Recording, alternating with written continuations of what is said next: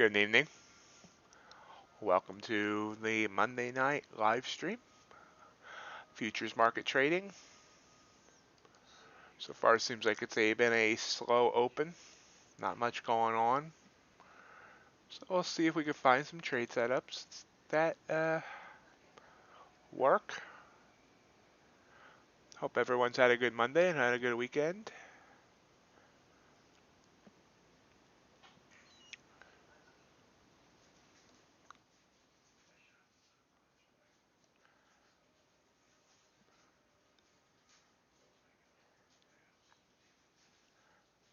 For the trading day that just finished, the Sunday and the Monday, I had a good day, $430 profit. Hopefully we can continue that momentum. As you can see, we've just missed some buy signals here on the indices. Gold now kind of being obnoxious up and down, a little bit of a teeter-totter. Well, I guess that's not a teeter-totter. That's upside down for a teeter-totter. That would cause some injuries for a teeter-totter. For those of you who are joining me, if there's anybody out there, please feel free to say hello in the chat. Ask any questions, anything like that.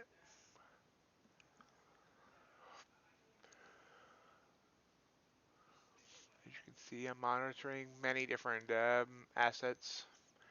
Here's the NASDAQ, the S&P, got the Russell over here, although not where it needs to be.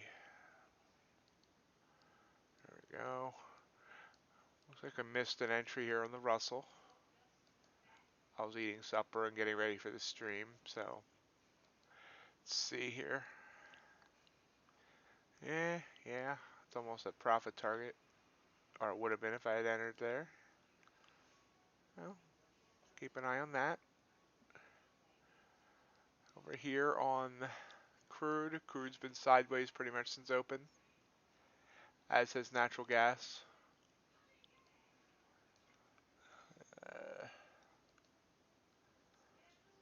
Platinum showing a sell, but platinum doesn't have much volume this time of day, so not really watching that. I have a sell signal on on gold, but just did this buy just less than 10 candles ago, so I'm gonna watch it. It seems to be choppy.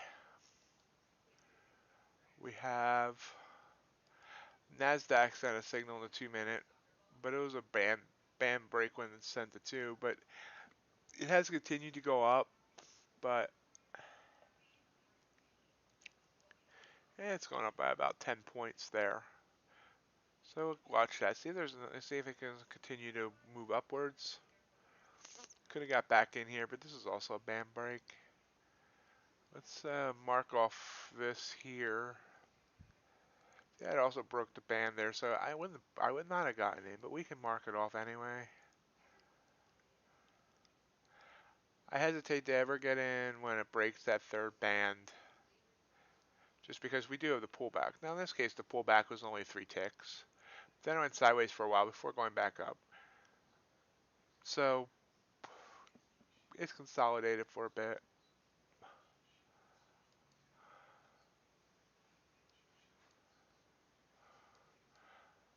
Last week, copper went on an absolute tear. Absolute tear. Go here, back up from, and look at what copper did last week. And it basically concluded today, but it was down here to start the week at about 425, 426. And throughout the week, it went up as high as 480-ish. And then today it's hit a high of about 482. And it's pulled back some now, finally. It finally is taking a breath. But we're near all-time highs. All-time high is like 4.90. And I did not trade this well. I ended up taking big losses on copper last week because I kept expecting pullbacks. Because normally when it has a good, solid up day, the next day is a big pullback. And I kept playing it wrong. I'm not sure exactly. Hey, Lennox, how are you tonight? So today, I mean, it gave me some good signals today. I got a $300 win on it last night, and I got a $130 win on gold. Those are my two wins last night. Hoping to build on that.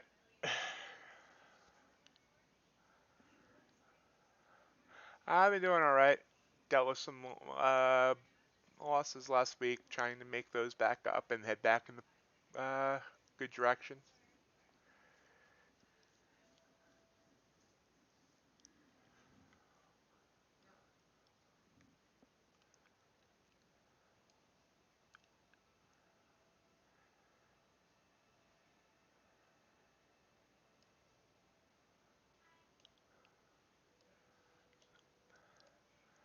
Right now, copper is kind of also sideways. Everything's looking a little bit sideways, except for, I mean, nah, it looks like the indices are trying to push up here a bit. Do any trading today, Linux?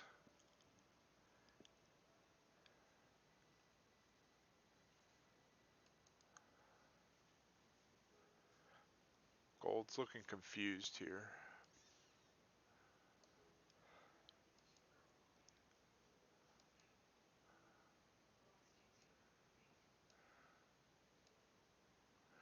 Trying a little something new with the streams with doing this stream this evening, and then tomorrow morning get to see both sides of the same trading day.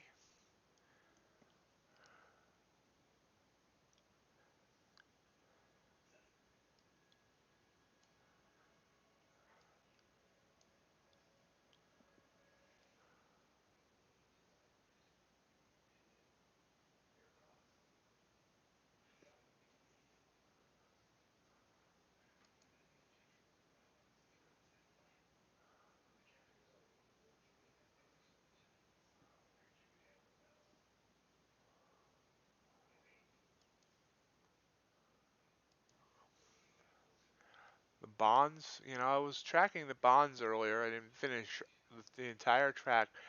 The bonds have been doing very well for me if I was actually taking trades on them. I don't trade these yet because I'm just not confident enough with them. As you can see here, I'm tracking my trades, going for a 7 by 5. I would have had a pretty good win rate throughout the day if I had done that. So it's something I'm continuing to track to see whether or not I want to start actually taking some trades on the bonds in my actual account, Gauntlet account, that is.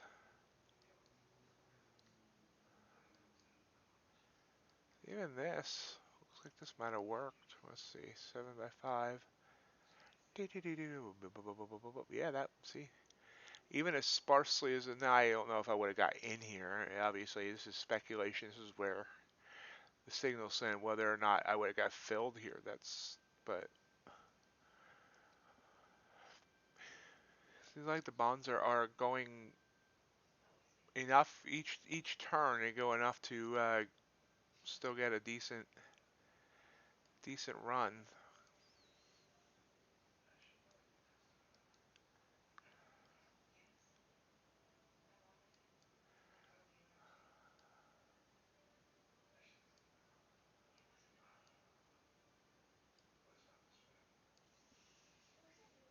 So maybe my good buddy CFT does know what he's talking about with trading the treasuries.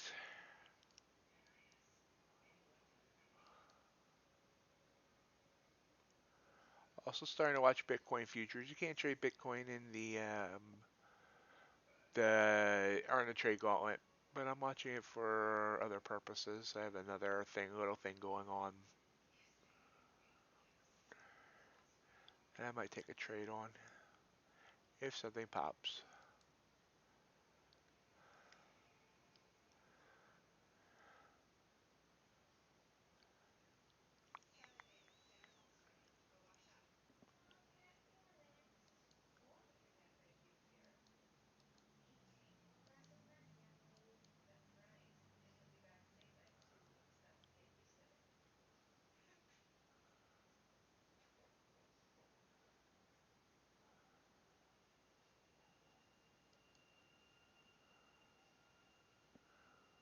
So right now, not much to really, not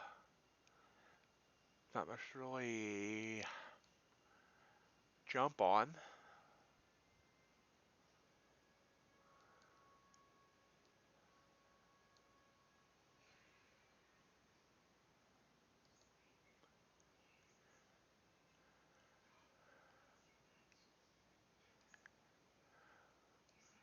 But we'll keep an eye.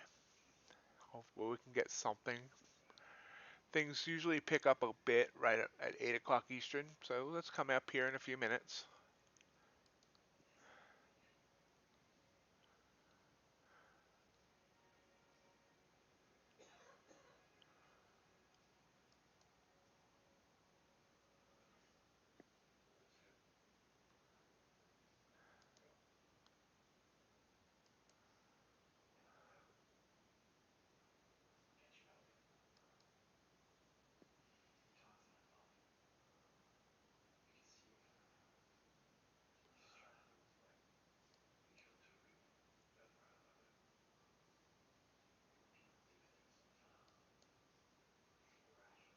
Let's see.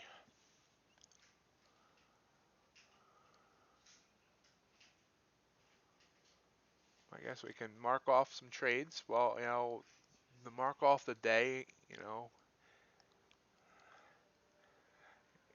I really missed this entry down here today. The day that just ended. These trading days are weird, but so off the open, you had the open. You saw a quick shoot down, and then it just bounced and went up the rest of the day, basically. So, and I guess Apple had a really good day, so that's why the Nasdaq just continued to run. If you see here, let's see what natural gas is doing here real quick. It's a buy signal, but that's a big squeeze there. We'll watch that, I guess. Gold's another buy signal on gold. Yeah, I don't know.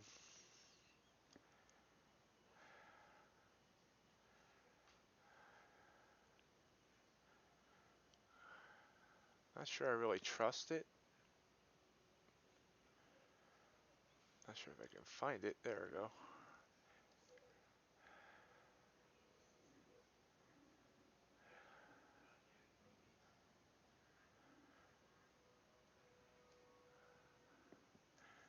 Keep an eye on it here, I guess. I'll put it off to the side in my view here. But Nasdaq, I mean, you got this buy signal here, and it just continued there. You can see it never even pulled back enough to send a sell signal and then go back to a buy. And so from here at 15,109, just went uphill until almost till the close to 15,295. So that, you know, it went up basically $4,000 a contract. And as you can see here, I'm using this new indicator, which is just basically that bot I used to use, but it's free now, and it has this ATR line.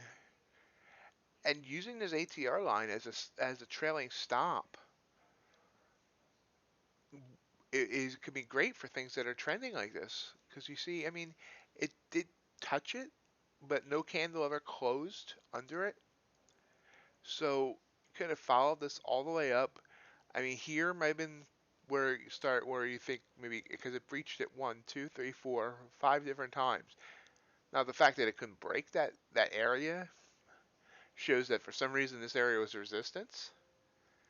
So that would be still a decent place to get out. I mean, you would have got a few more points out of it, but still have been close to 4,000 bucks.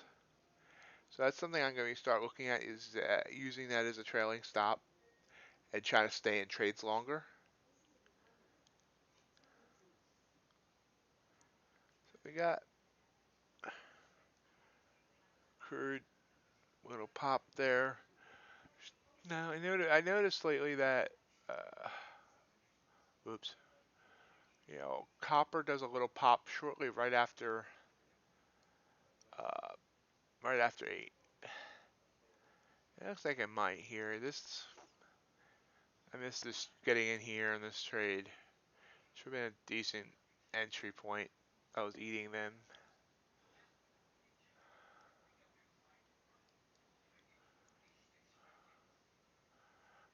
And we see here now, natural gas maybe actually is going to do something here. We'll mark that trade off.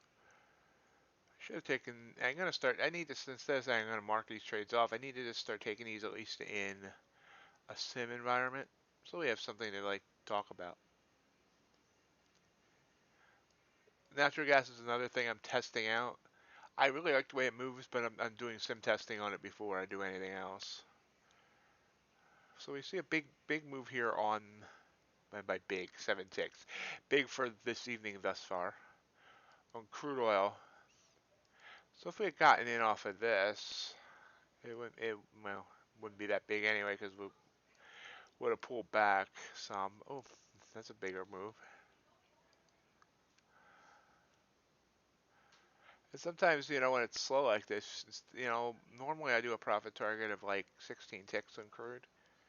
But this would have been a good one to maybe just do like a 10 tick. But this broke the third band, so it's going to pull back a little bit here. Then we'll see what else it does.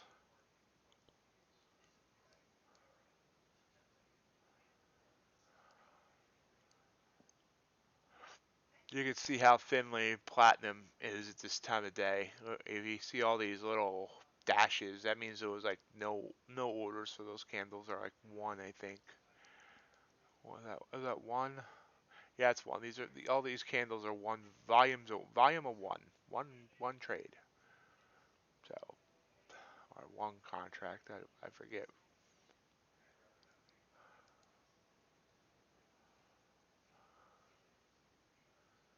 You can see that platinum basically went down most of the day.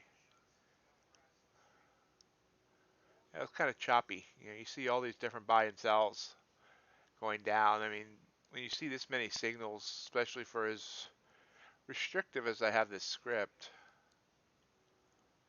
at 2.2, 1, 2, 3, 4, 5, 6, 7, 8. Get out of my way.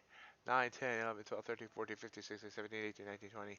Almost one every hour, or over one an hour. So that was really choppy. No, but no way. I mean, you could have got a couple. This was probably the only place for here off the open. You could have got a good trade. So this is another thing I've just been looking at. Actually, I had started looking at platinum because I figured that, when I get funded and I only get, the one free data feed with Earn to Trade, I was going to go with the metals, which is gold, because of copper, get gold and silver. I don't really look at silver. Maybe I should start. And I started looking at platinum because, it's a metal. But I just realized today or yesterday that for some reason platinum isn't on the same data feed as the other metals. It's on the data feed that covers crude oil and natural gas, the NYMEX feed. So platinum's not that important to me anymore. Although if I really start liking natural gas, then it comes back into play. So I like the way, natural gas plays better than I like the way crude oil plays. We have something going on in BTC. Let's see, we have a sell on Bitcoin coming off an uptrend, but there's not a lot of volume going on here either. That 7. Woohoo! That's on micro. Regular 22. So not much going on there either. Everyone seems to be asleep tonight. I know I was napping just a bit ago, so I can understand that. See this buy signal here? This buy signal, like I said, it broke the bands, so I hesitated. But if I had, lined this up to get back in after it did this pullback and move back up, which would have been right about here, yeah, and that would be about 6 points in the profit. We'll see if it gets to that 15 profit target. Again, maybe I should have a slighter profit target because of the lighter volume, slower movement tonight.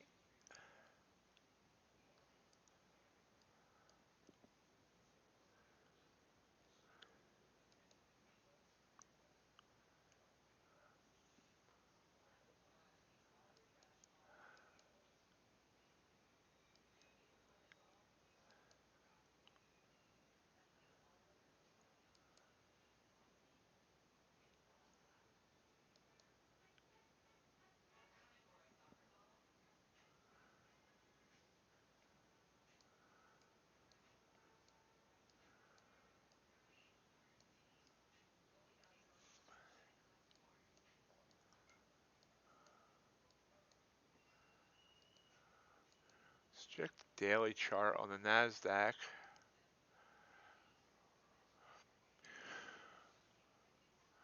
We are starting to head up toward the bands, but it doesn't look like we're anywhere near a band break there. We're we're still quite a ways from these all-time highs from late August, early September, which topped out at 15,699. Well, maybe not a ways away. Maybe that was a bit of a overreach because we're not that far away. Another good day like today, we'll be at those all-time highs. So that'll be interesting. And we can mark that off. Oops. Let's mark that off. Horizontal line, a horizontal ray. There we go. Actually, 15,708. This was our top.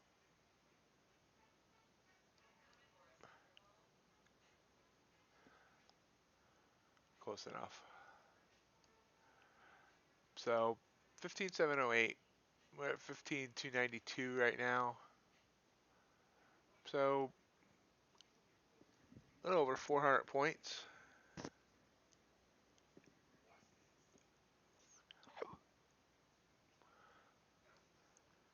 If this continues showing bullish momentum, I mean, we could potentially get there by the end of the week, but I don't predict what it's going to do day to day. The S&P, oops, let me go back on the 5-minute chart there. Yeah, the S&P,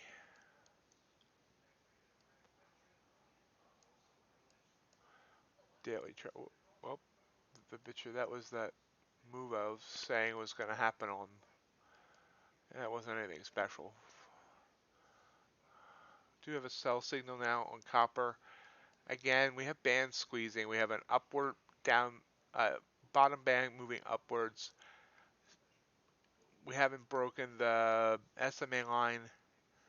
So, and copper really, I mean, copper's just been going up and down. It has not given us any type of indication what momentum it wants to go. So, we could just for kicks switch over to the, wrong thing, wrong. Let's switch over to sim and we can take this trade. Colorful. I'm not going to take that in gauntlet because of these conditions. I totally expect this trade to fail, so that's why we're going to take it in sim and see if it proves me wrong, and just so we have something to talk about right now. 34 seconds left to go on this candle.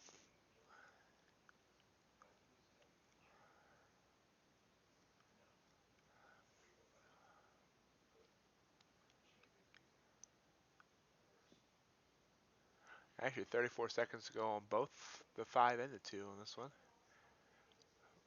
We're not going to sell on the 2-minute. I'm sorry, on the 5-minute. So, but let's mark it in and now. And we filled, and we'll see if I regret not taking that on the actual gauntlet account. Actually, the sell signal jumped to the new candle, so we should have waited 2 more minutes, but we're in now. I'm actually up by 1 tick. I'll continue to look at the daily chart here on the ES. Oh, ew. Let's other chart. Apparently I reversed them. I thought I erased all that, but okay, let's do the daily chart here on the 2-minute. And I already drew these resistance lines out. We blew through this one. Blew through this one. And it looks like we went through this one today. So here's our top back on September 3rd. 45, 49, 50. And we're at 44.78. So we're about 50, 70, 54, 74, 76 points away. So again, if things continue in the bullish direction, we could head there this week.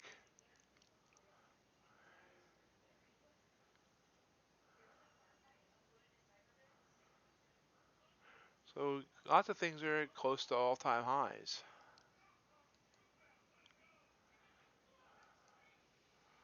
Copper, I guess that was close to an all-time high. And we're now down one tick on this trade. If we look here, go to a daily chart. You can see here, this was yesterday, this big doji candle here. But you go back here, we hit a high on May 10th, 4.88. So, and yesterday we hit 482. This is the all-time high. Never has been any higher than what we hit in May. I read analysts that says they expect it to continue to go higher. They feel people are leaving crude oil and getting into copper because copper is used in a lot of renewable energy stuff, or renewable like solar panels and things like that. So a lot of people are starting to look at copper as their new go-to investment.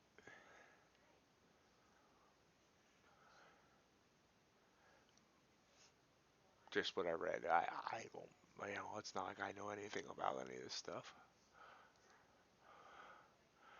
So looks like Bitcoin's starting to head upwards. Bitcoin's been on a nice run.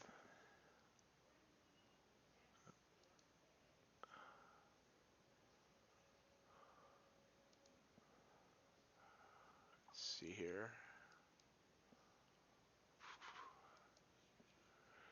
The actual Bitcoin price, not futures, is at about 62,211. Futures showing it going higher because we're higher on futures. Dogecoin's at 24.8 cents. I want that to continue going higher because I have a bunch of it.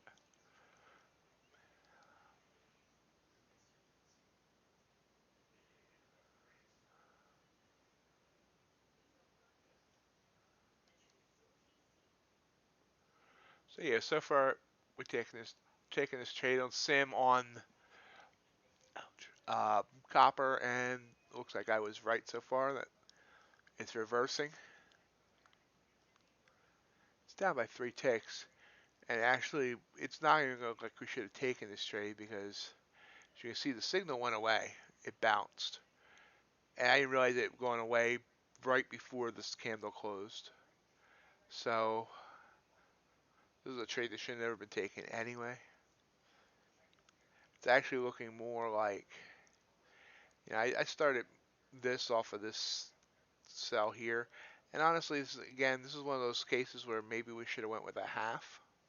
If I had gotten in this trade here, this would have actually went to like 85, so 17 ticks. So that would have been good. In the evenings, I sometimes, if I play something right off the open, I might cut it down to like half my normal profit target. And this would have worked if I would have done a 50 by, I'm sorry, yeah, 10 by 8 tick, or even a 10 by 6, something like that. 50 by 30. That would be a good trade. Then I could have played off this, and you see this is starting to go up now. If we had gotten in here on this buy when I was eating, let's see, we would be at 16. Yeah, I'm sorry, 80% of our profit target, and we just would have one tick away from that profit target. So that was a missed trade. I'm gonna close out the sim trade.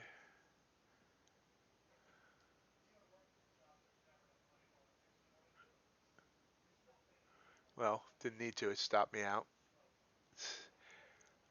And this just rocketed up. So this was a missed opportunity. Technically, two missed opportunities. One for our half profit goal. So 125, $250 based on just on these two signals. If I had done, you know, done it that way. Let's look at resistance points now in copper, because since we are kind of moving up here on copper.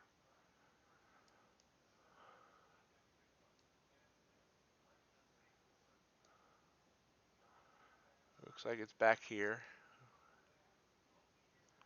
Just draw our resistance lines there. I think it's there too, really. That's close. That's within, I don't know. That's really the same area. That's within 3 ticks. You don't need that many resistance points. And that's really the next one, as you can see. Yeah, that's where, it came up, pulled back, came up here, exhausted, did a little pullback, came up again, exhausted just slightly lower, and then went down. So this is the major area you want to watch. It did just break its 200 EMA as well, which could be an entry point. But we're going to watch this. This is 10 ticks away from this resistance line. So let's see if it pushes up to that resistance and goes through. Could be another bullish day after a breather on copper.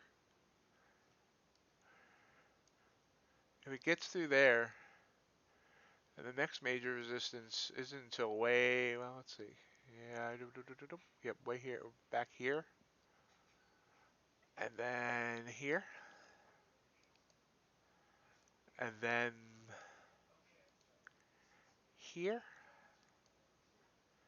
And then finally, well, not finally, but this area really struggled at. It tried a few times before breaking down.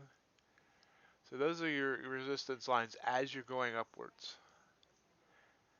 And I mean, it seems weird to draw all those out because that would be big moves to get up there, but that's what it was doing all last week. I mean, it was making moves that far up in a few hours.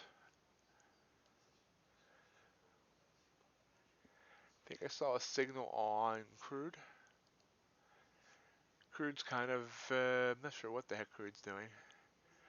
Yeah, look at this. Our natural gas would be almost at our 400 profit target. I'm gonna start taking more trades on that because I think I might actually start trading that in the gauntlet because it seems like it's doing really well. Only thing that worries me is that it is a $200 stop loss that I run on it. And I hate losing $200 at one shot if if it goes wrong. But YOLO. You can look at we can look at what it did earlier, during the day here. I think I actually had most of the day marked out on it. So let's go count. See, and this only running one contract doesn't allow me to capture these huge moves. Oops, let's see what crude's doing now. See, crude's being kind of bipolar here, and that's giving me pause. But anyway, once I can run more than one contract safely, as you can see here, I could have got in here off this. Actually, this buy, I placed that at the wrong spot. The buy signal goes there. So it would have consolidated here, then finally would have reached profit target here, This is 40, $400, but this went much further. From here, 51.37 up to here, 5.279. I think that's like $1,500, but we don't have to think. Bring up our trusty futures calculator because I hate trying to remember all this.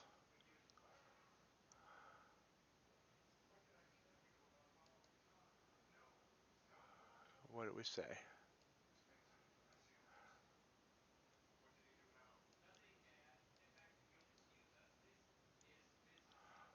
5.137.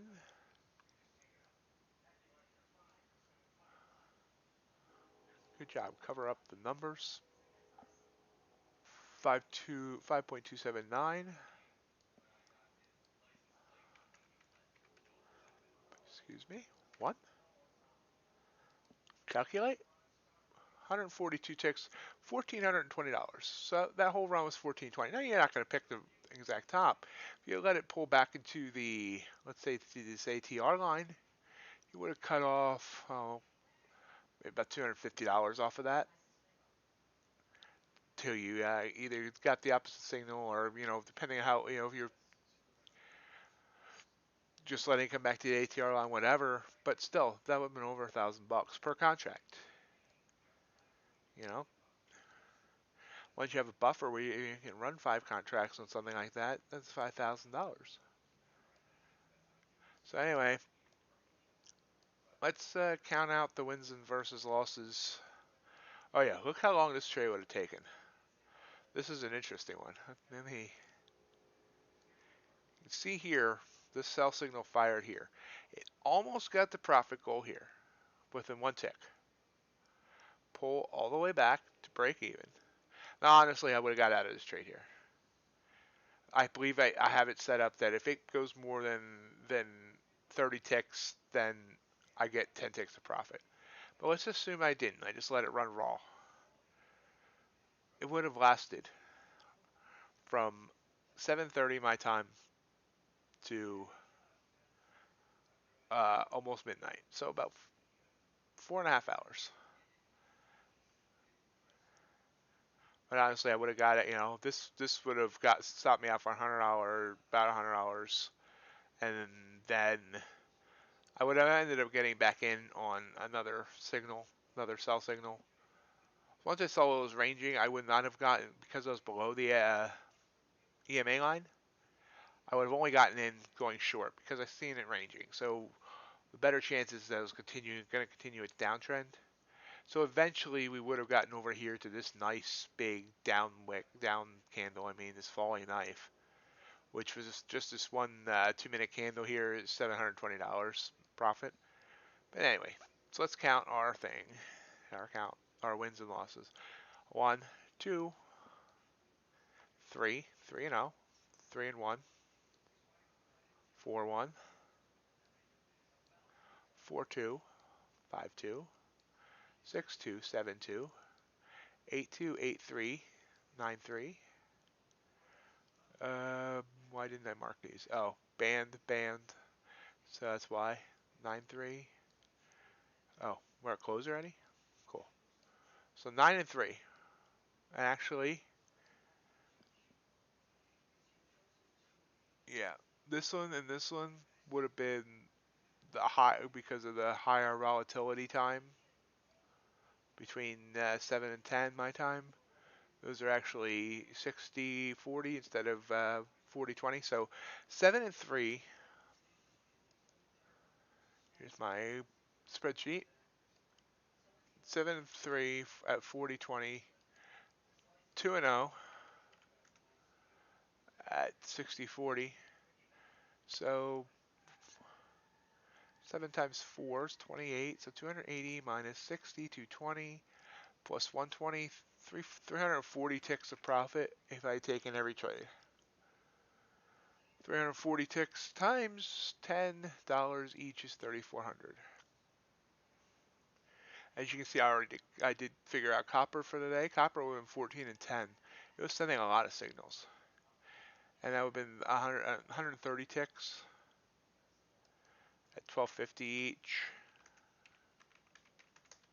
It's about 1625.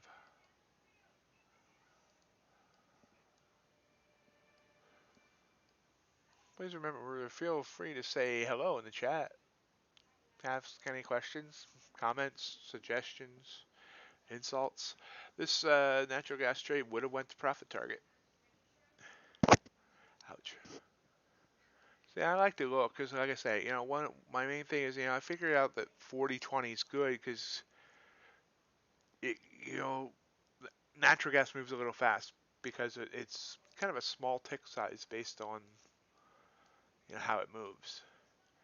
So I do look to see whether or not maybe I could make it less than 20, but that like if it was less than 20, that one would have got stopped out instead of going to profit.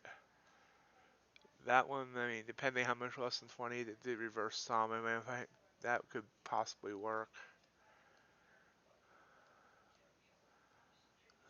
That one would have still worked. And most of these probably would still work if I cut it back by a few ticks. But you got to be careful. If you make your, stop too tight, you end up getting more losses than you need to get. So there's still some alerts. Let's see what we got. RTY and ES. Let's check the ES. ES. Ooh, big move.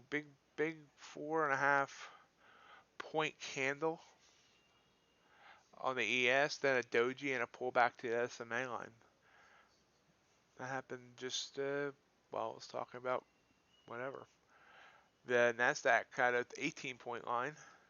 So as you can see so far, that's why I say I gotta take more trade. Okay, this one would have ended up stopping me out, it looks like. And again, maybe I should have had a smaller profit target coming off the open. Because this did go my way by almost 3 points. This would have been 137.50 if I had gone for just a should have just went for a 2-point profit target there. Should have been $100. So that's probably the better play off the open instead of going for a full 4 points. By going for a full 4 points, we would have ended up going to a stop out. But this signal here,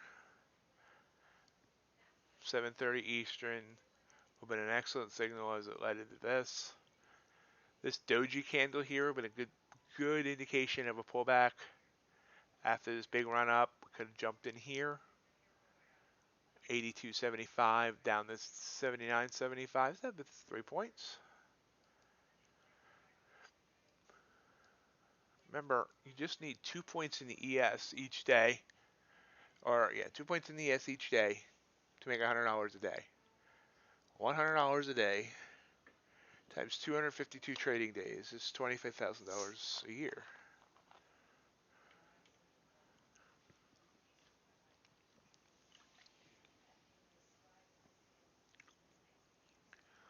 So you can see it pulling back on both the NASDAQ and the S&P. But you see the strong trending upwards momentum of the SMA lines on both, on the 2-minute charts that is. And you see the 5 minutes curling upwards there also. So I expect this upwards momentum to continue. I think this is going to bounce off the SMA and continue. It may go a little below the SMA on the 2 minutes, but then bounce off the SMAs on the 5. We're already above yesterday's highs on both the NASDAQ and the S&P.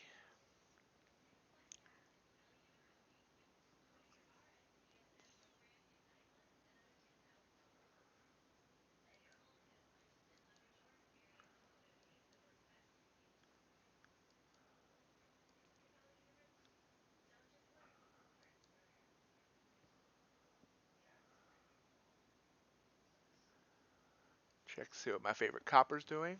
Ooh, that looks ugly. I forgot. Wait. Zoom in so I don't see all those ugly lines. Copper pulled back as well from that big move upwards earlier. Gold hit our profit target if we had entered that trade. So as you can see, like almost every entry that from signals from about 7 well blah, blah, blah, yeah 8:30 7:30 Eastern on have been good. This one would have went.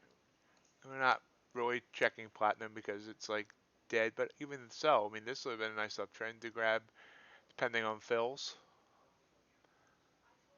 Um, Excuse me. Of course, natural gas. I mean, this would not have this. I don't know what crude's doing. Crude would have been a stop out here, and it's just sending mixed signals everywhere. Nasdaq. See, now the S&P has sent a sell signal on the 2-minute chart, but I'm just not into that. I think I don't think there's any way it's going to do this huge move up and then just drop all the way back down. Everything's kind of uptrending, so we'll see. I could be wrong. It happens occasionally.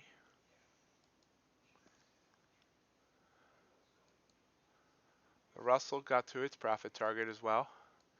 It's actually sent a sell signal way earlier than the ES and the S&P. It's also, I mean, it's moving basically the same way.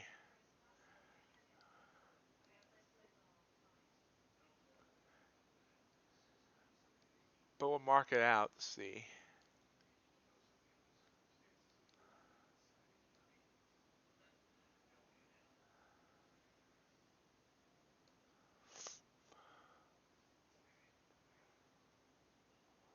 Bonds? What are the bonds doing? James Bonds. Oh, sorry, I make that joke every time.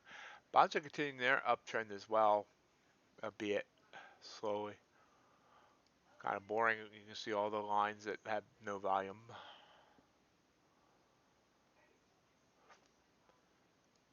Ouch. Ag products opened just 33 minutes ago. Remember, they have an open that's 2 hours later than the rest of everything.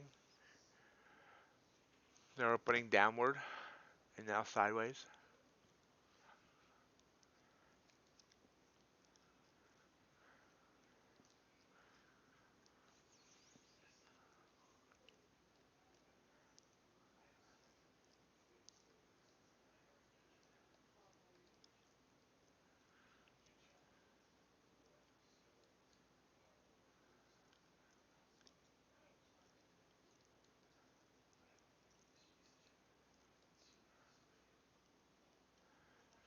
So it looks like copper's trying to curl back up here. So now the question is, when it curls back up,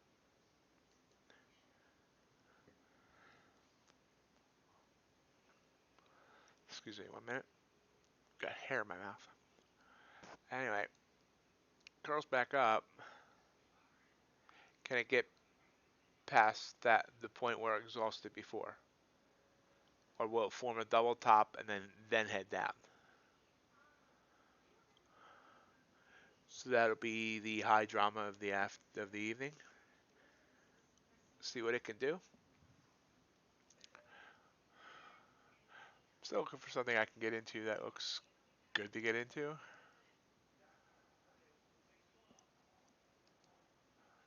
And we have that same kind of setup here on the Nasdaq and in the S&P. You know, I expect this to come down to the SMA line. You can already see that, you know, we had the sell signal here and now it's curling, you know, trying to come back up. If it comes back up, well, again, you know, have to see whether it can break where it exhausted before. So, and the Nasdaq's kind of the same way.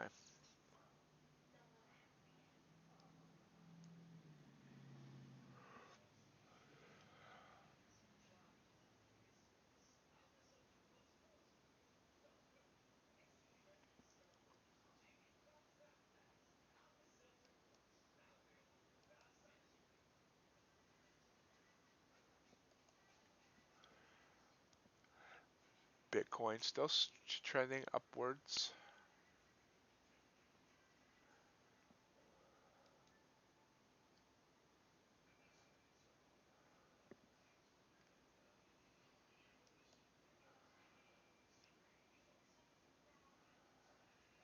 Mark that as a win.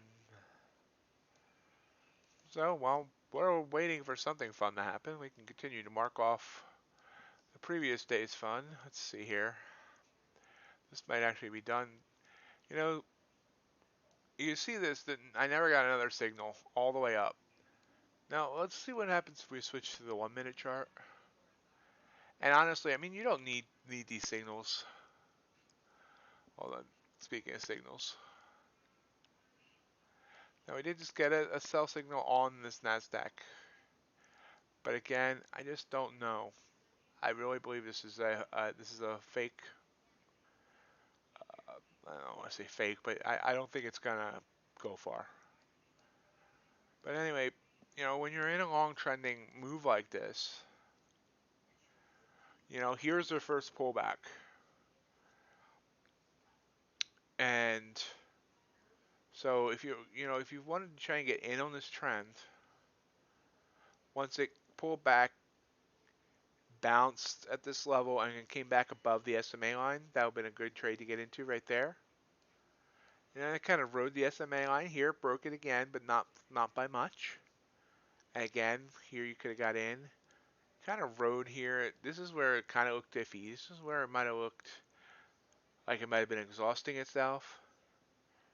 So you would have wanted to play this tight, but then once it started going up again, could have just followed this. Again, it broke here, kind of stayed under for a little bit, rode the band, and then once it made its move upwards again, so that'd have been 4 to 5 places that you could have got in along the way up. Let's look at what copper. So copper's giving me a sell. Again, you can see here. I mean, this is a good 10 tick move downwards. So we'll see. Remember, we tried to get in short before, and it burned us.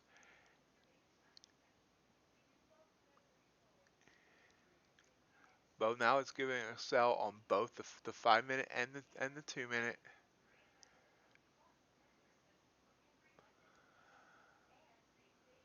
This is a tough one. This is really tough. For it to give us this move and then immediately give it all back, I don't know if I trust that. We're above the 200 SMA here. Yeah, I'm sorry, 200 EMA here. We're above the 20 SMA here. So this sell went away on the 5 minute. So I'm here looking at this, and I'm not comfortable with this. We'll keep an eye on it. Back to this big NQ run. Strong NQ run. If we move to the 1 minute chart, you see it's actually this is where we got in on off the 2. And again, do you see the buy signal? I would have pulled back a little bit right afterwards.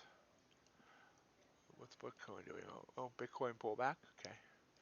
See this buy signal here? Again, just like I said, once it broke that SMA line, followed that up.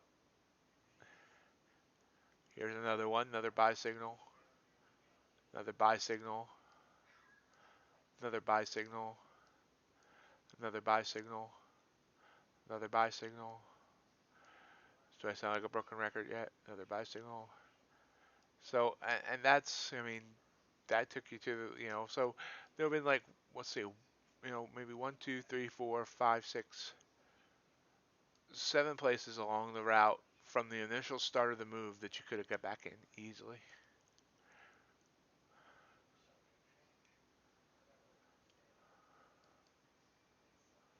Or actually another strategy there that, if you are in this trade,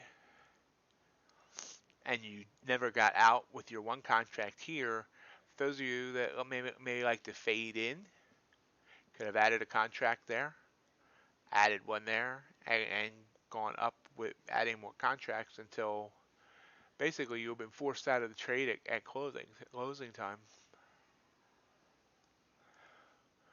So we got natural gas.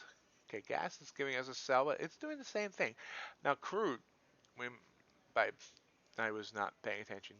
This would have been a nice entry on crude. Natural gas is again doing the same thing everything else is doing that I'm not comfy with. Now let's see what. As you can see, we are getting a pullback here on our whatever we're going back upwards on copper. What are we doing on the NQ? Oops.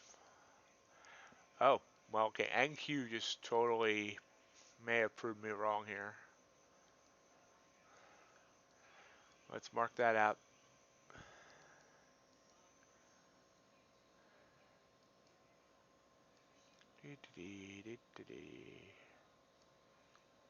NQ. See if it reaches that 15 profit. And we'll do the same thing with the S. I guess I'm surprised. I really thought we were going to bounce there. So this was definitely a mistake on my part. This would have hit my 4-point profit target on the S&P easily. See whether or not it would have also hit the 15 on the NASI. Russell would have hit the profit target as well. Yay. So maybe I should not have doubted copper either. Let's see what it does.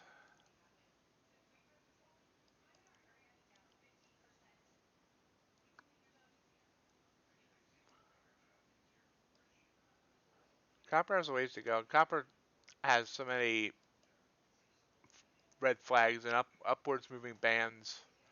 200 EMA. I don't know. So we'll see. Well, actually, that's the entry right there. So far, it's looking the weakest of the whole bunch that's trying to move.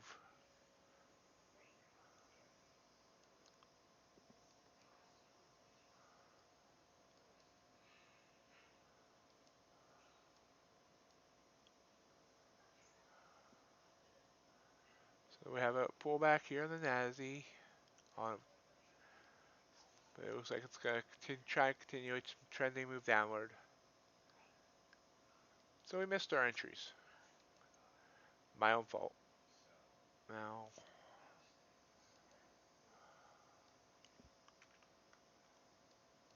and this is what I mean. I need to be more aggressive. Oops, did that backwards.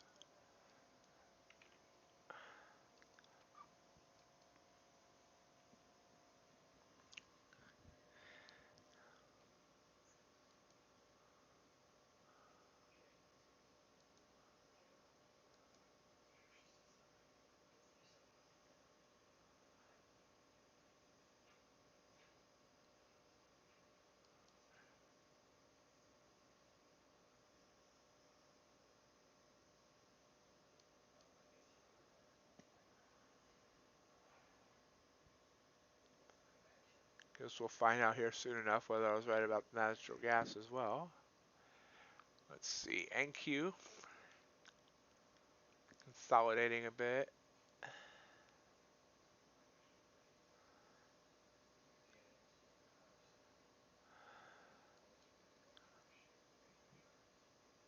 And you can see here, this is my cleaner chart of copper.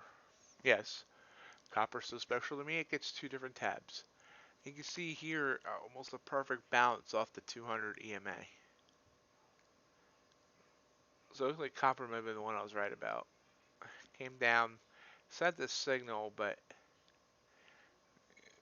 180 down to 155. It's only been 5 ticks down for this bounce.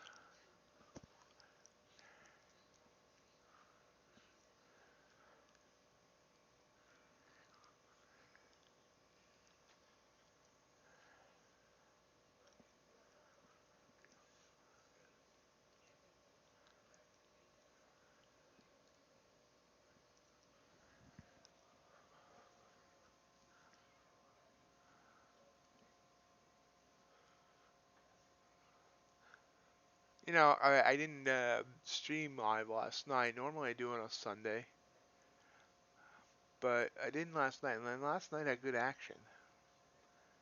I got those good trades, and there was other opportunities I didn't take. Of course, there's been a good opportunities I didn't take tonight too. So I mean, but tonight's much slower than it seemed like last night was.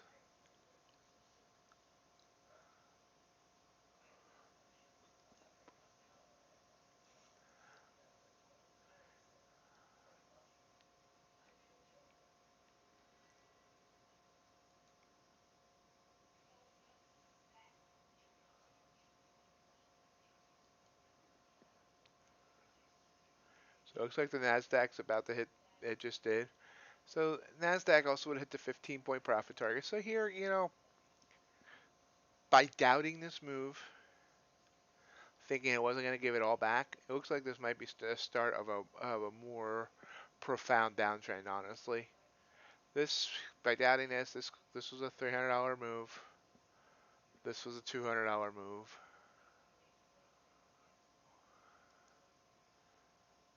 We're not sure what copper's going to do yet. What's gold doing? I haven't looked at gold lately. Where's gold?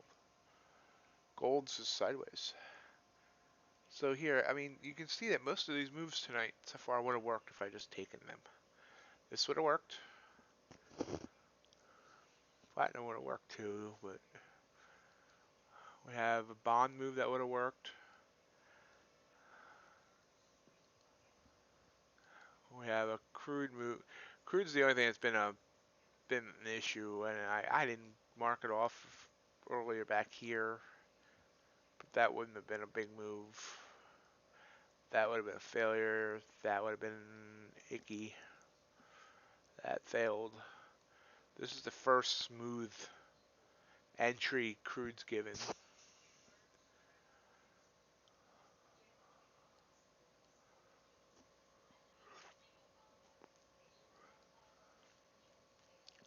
So the next good move we get, I'm gonna take, no matter what it is, unless it's platinum. You can see here gold, talking about it. It has consolidated. It's now met its SMA line here. And it's kind of bounced, even though I mean it didn't really. The SMA line came to it. It didn't go to the SMA line, but now it's kind of bounced off this line. And it's up 5 ticks. Not a lot. We see the bands coming down and closing, so it kind of doesn't have a lot of movement. Yeah, I have to start bending these bands back up. But it would have been a good $50 scalp.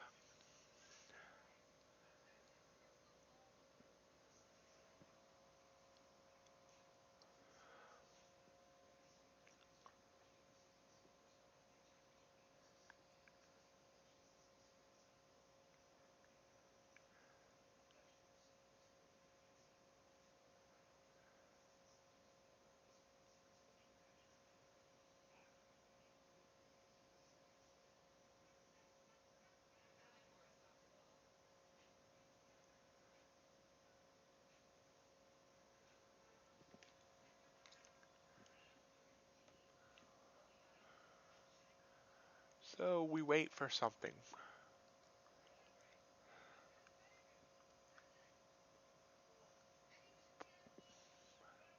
Anyone have any thoughts? Jokes?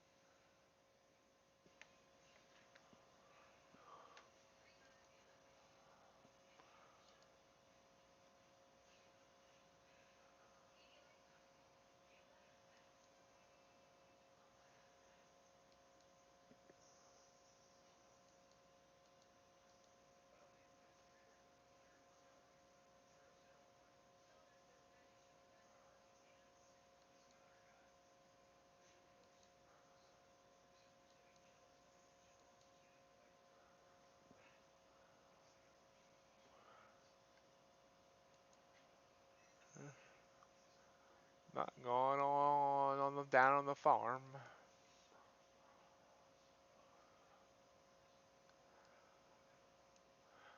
Okay, so nothing going on right now, so let's go back to counting.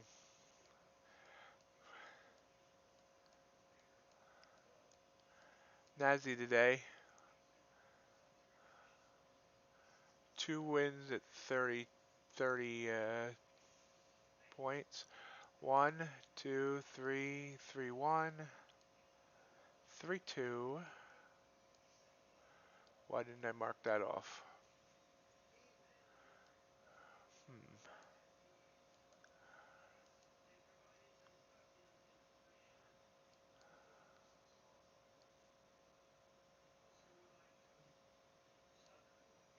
That would have been a loss. So 3, 3.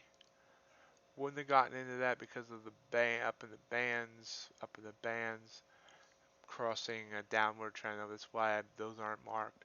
3, 3, 4, 3, 5, 3. That would have been a loss. See how I mark these off?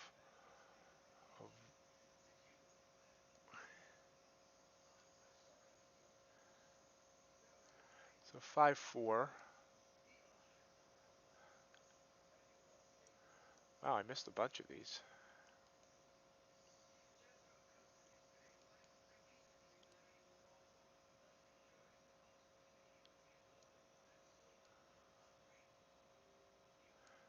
So 5, 6.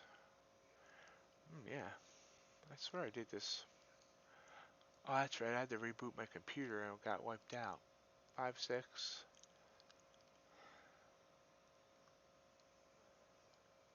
Oops. 6, 6. This is a loss. This is a loss. I'm not going to mark them because it's just taking too long. 6, 6. So 7, 7, 6, 8. And of course, this big move.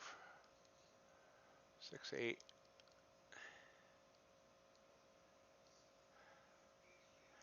So 7, 8. And this is another one that would have been a big move that we would have wanted to try and figure out additional entries into, especially right around here. But let's just go with that roll 7 to 8 on the NQ. Mark that off. 7 by 8. 2 and 0. So here you can see this is how just near 50% win rate can still get you what you want. 7 times 15 points minus 8 times 10 points. Now that's still 25 points of profit just on the 15 tens. You know, so a 1.5 to 1 reward to risk ratio, 25 points on the NASDAQ, then you have $500 profit. That's not including the 2 and 0 that we went during the more volatile times from 7 to 10. So that adds another 60 points. So 85 points, or 85 times 4, 340 ticks times $5 a tick is $1,700. There we go. Put that in there. As you can see, Nasdaq's usually a pretty good performer based on this, but it can have its bad days. On October 5th, it would have been negative 160 ticks. That's big. That's like $800. And then this past Friday, just last week, negative 15 ticks. That's more manageable. 15 ticks at $5 is $75. So it does have its days. Not every day is going to be green, and everything does. Crude here was a negative 52, which would be 520, and it was followed up with a negative 4. Here was a negative 73 on the Russell, negative 13 on gold, negative 119 on gold one day last week.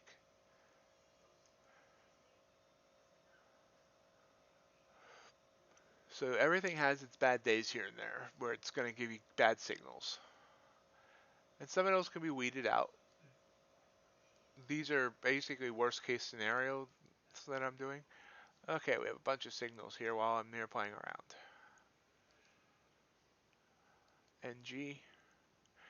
So NG is still coming down. It looks like it's flattening out. HG is again sent a sell signal, and again it looks like, I mean, right now, if we had entered in this trade off this sell signal, we would be actually 2 ticks down. So it so far has not broke its SMA line.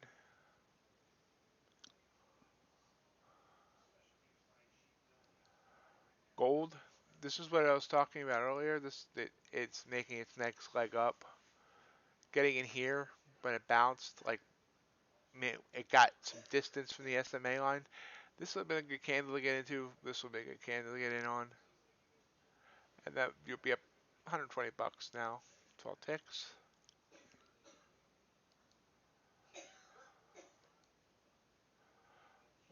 Let's do that. Hit save.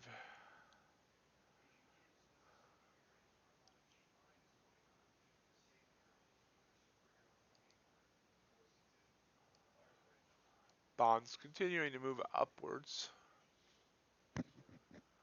nearing its high of yesterday. So now we did get a sell signal on natural gas on the 5-minute. So it's beginning to look like maybe we should have got in on this 2-minute. Looks like everything's looking to have some weakness tonight.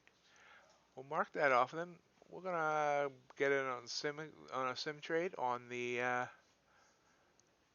one on the 5-minute. If it holds, got 2.5 minutes in that candle. Check what copper's doing.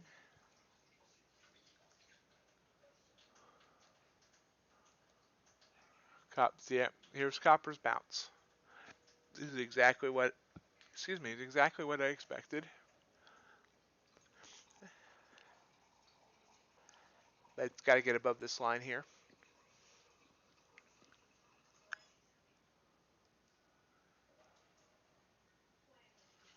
Oh. Okay, copper just sent us a buy signal on 2-minute chart.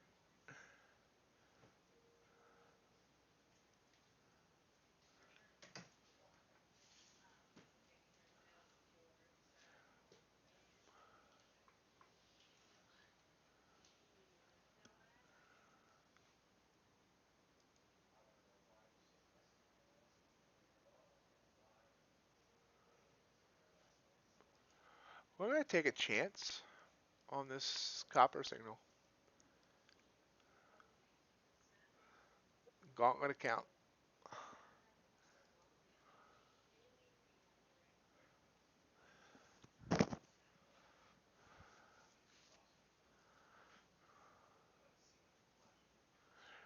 Oh, it's nearing a band, so that does worry me a bit.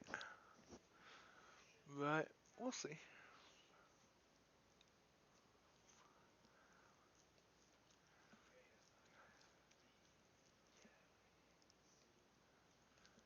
Got 44 seconds on this candle. NQ. NQ's curling back up now. Kind of what I expected to do before it got down below here, but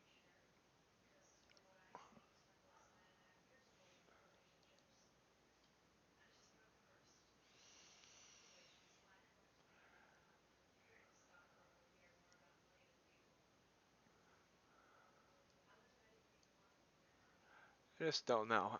I have 10 seconds to decide here. It's going right up against the Bollinger Band. The band's not bending. We're going to go on this on a sim. I don't feel comfortable. So buy market, we'll see whether or not. Yep, I should have took that trade. It just exploded. Well, let's see what it does. And we were going to natural gas finally did that pullback I've been waiting for. So copper, we took it on the sim. We'll see if I was right or not.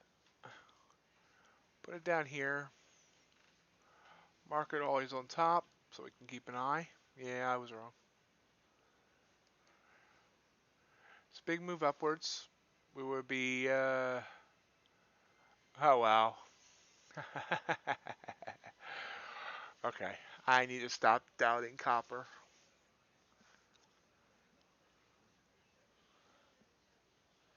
Or maybe. That big pull, it hit, got far enough into profit that it made my stop loss back to break even. So I think that was 15 ticks in the profit. Now it's big pullback off this band break. You can see it broke the band big time both on the 2 minute and the 5 minute. So the best way to play this would maybe not have try to get it to go to the profit target, but instead get it to just quickly cashed out as soon as you start pulling back off that band break. But we'll see because it's still 8 ticks in the profit.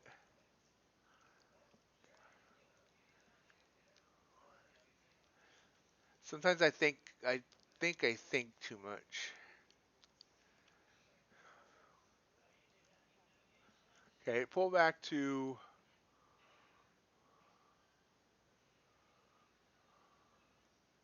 wow. Look at that big pullback. I'm not even sure we profited on that. Let's look. Entry 4270. Yep, it stopped out break even is now wow. So yeah, the way to have played that would have been to get the profit as soon as it broke the bands. And normally I don't do that because that's second guessing myself, or in this case maybe third guessing myself. So we'll see whether or not obviously the other way to play this would have been to just let it roll and not move the stop loss to break even. But I hate letting a winner turn into a loser. So letting it go 15 ticks in the profit and then moving the stop to break even to me just makes the most sense. Now you see it pulled all the way back, and now in this next candle it's going again. So let's see if we had never moved our stop loss. Let's see if it ends up getting us to our profit goal. Well, according to that, it made our profit goal. Really?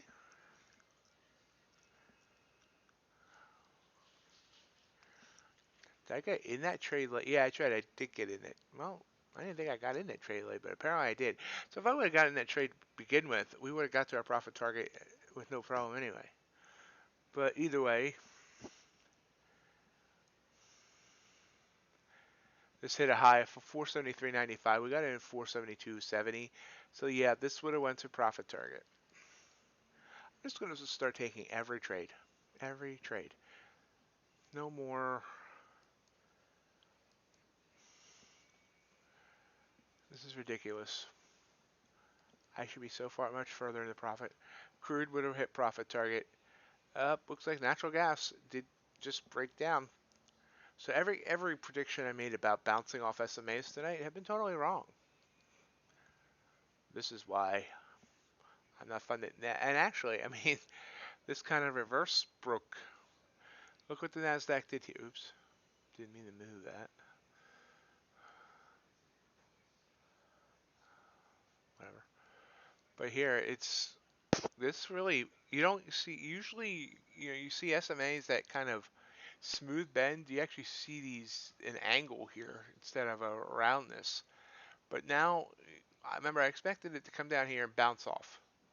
It didn't. So now it's this, and I thought it was just going to come back up. But you can see now it's actually using the SMA line as a resistance point, and it looks like it's going to try and go further down.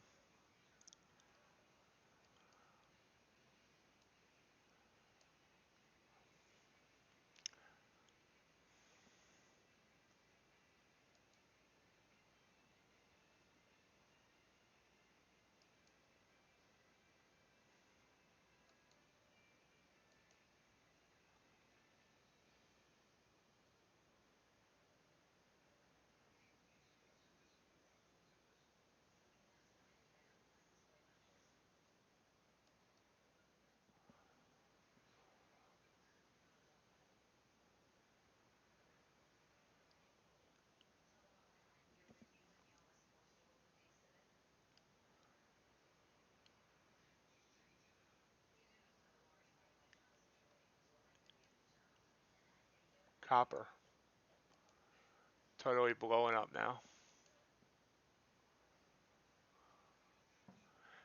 Blew past that resistance line. So the next one is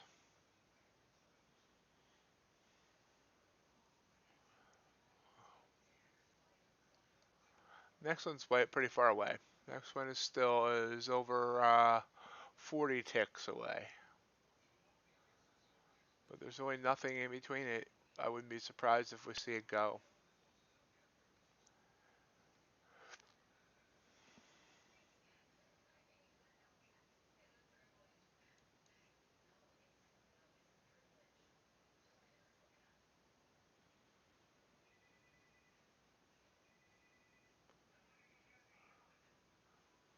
Part of me wants to get in on this. We're seeing this just go parabolic again.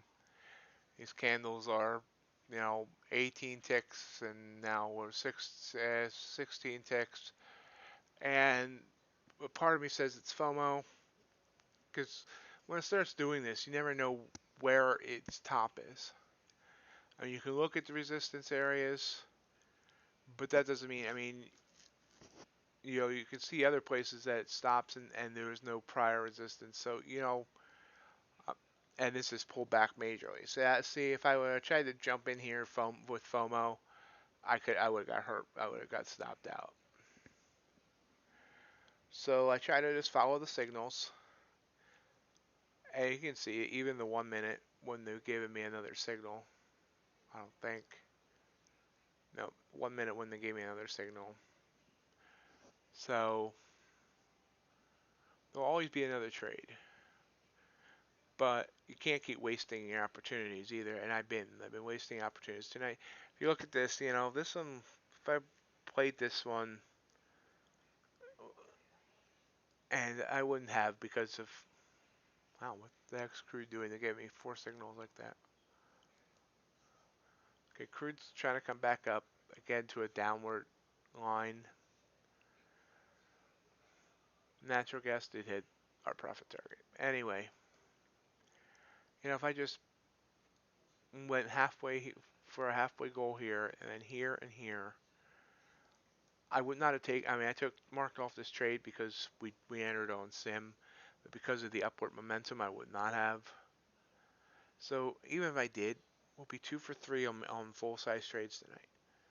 So 40 minus 15, 25, 20, 25 ticks to profit. That's a little over $300.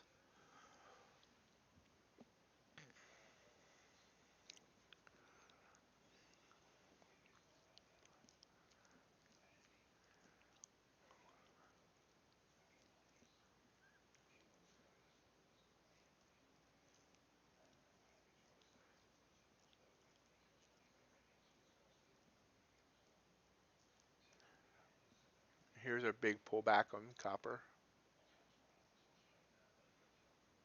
So again, we had these band breaks. I mean, it's very rare to see this on the two. The 2 minute band breaks aren't as big of a deal as a 5 minute, but it's unusual to see two major band breaks on the 5 minute or four on the 2 minute in a row.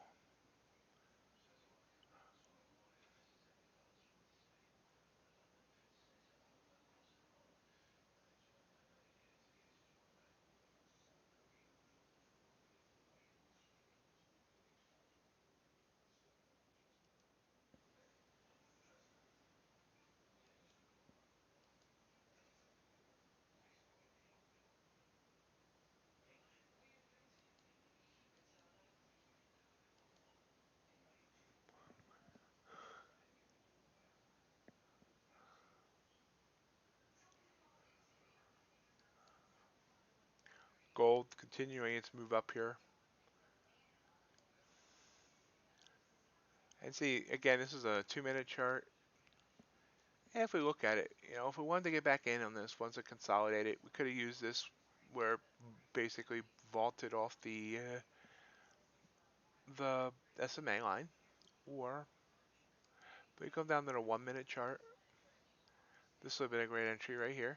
You can see on the 1 minute, this is where it broke back above the SMA and it sent the signal here, and we will be 66 to 6. Yeah, I mean, looks bigger. That looks like a bigger move than it actually is. 66.7 to 69.7. So that's 20 ticks, $200.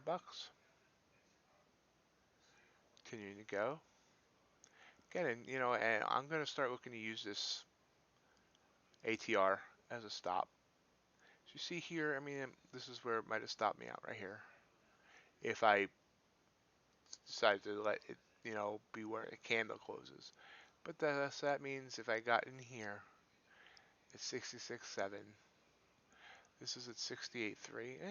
Maybe not. That would be kind of a pretty lame move, actually. I mean, shouldn't say lame. $60. Can't complain about $60, especially if you go in with size. But I mean, then you would have missed this. So I mean, closing below, especially with the SMA line right there, that could have been better. This is continuing to go up.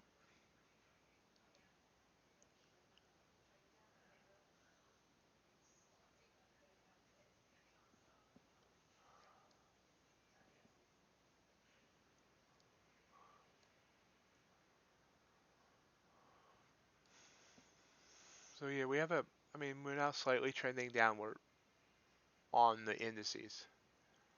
I mean, not by a lot, about a point per candle, but that adds up. It's $50 per candle.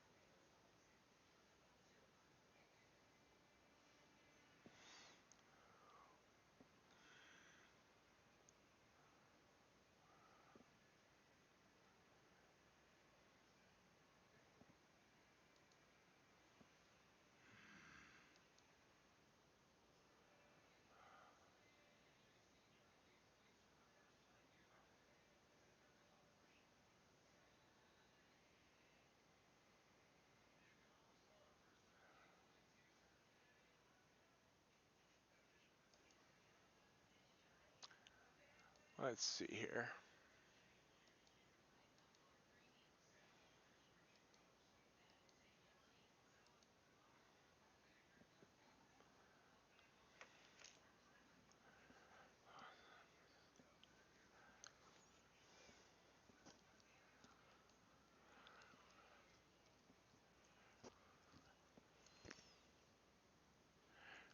Yeah, here again, talking about using the ATR line as a stop loss on the 5 minute chart.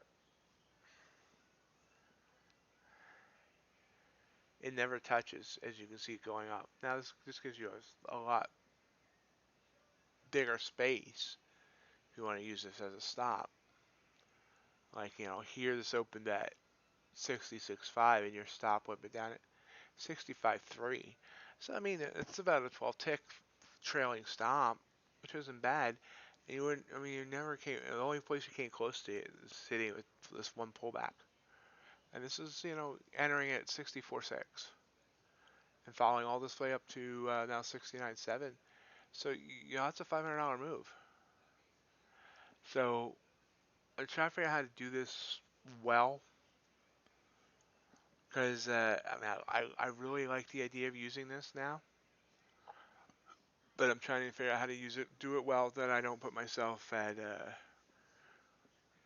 any, don't put myself at any risk for the gauntlet.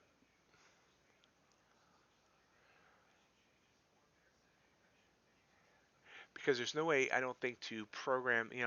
I use the automatic trade management in NinjaTrader, and there's no way to program a trailing stop like this. Now see here, here's part of the problem though as well, because you see it has a pretty good distance away. So if we gotten in here at 64.6, it's hit a high of 70.0. So you're, $540 in profit, but this stop loss is all the way back at 68. So you'll be giving back $200 off the top if this suddenly went down to the stop. So I guess you could trail it. I mean, I don't know. I got to figure out. This obviously is a good idea, but I think it gives too much back off the top. So maybe like one half the ATR. I'll work it out.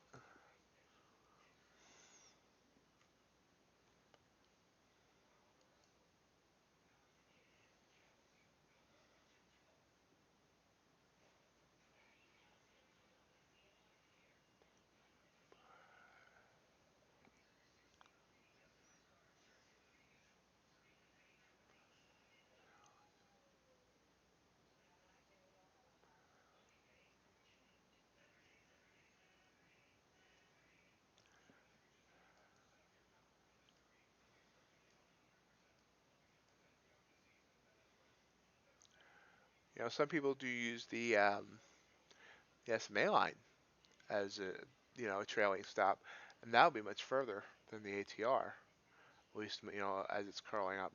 So I mean, there's different ways of doing it, and that would actually be more conservative. Indices are continuing to go downwards, so I totally blew that prediction about it bouncing off the SMA line. Totally blew it. Wow. Okay, copper is really moving in weird ways. Look at, it's I don't even know what to say. That was a big move here on this 2 minute candle. That was 20 some odd ticks. But we've now broken the band 3 times, pulled back big time off each time, and yet we're still going up. And we're only 30 ticks away now from the next resistance. So as you can see here, it came up and pulled back to the SMA. So this would have been a good entry right here to get back in to try to get some of this move. I don't think that, we'll see. See if the 1 minute chart gave us another entry or not. It did, but here? Really? So there, and it would have pulled back by 11, 13 ticks. Oh, that wouldn't have stopped us out. It's now going that way. So let's see where it's 74.10. 74.50 is this high, so we can see whether or not, if it gets to 75.10, then that would have been a good play. But right now, it's kind of,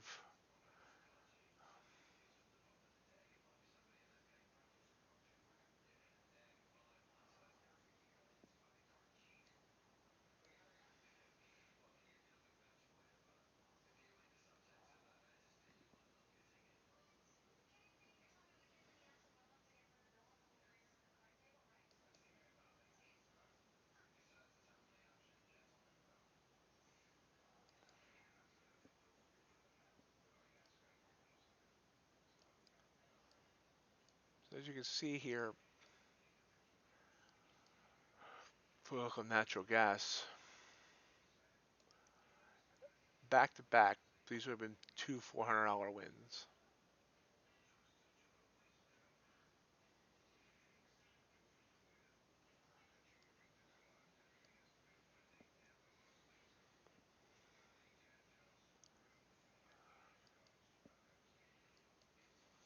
So I guess you can watch me chart.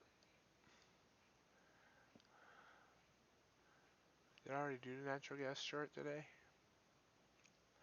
I don't remember. Natural gas. Yeah, I did. Never mind. Yeah. Okay.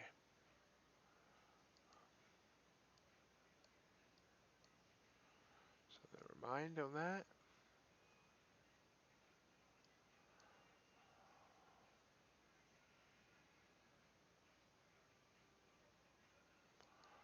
Copper trying to pull back now.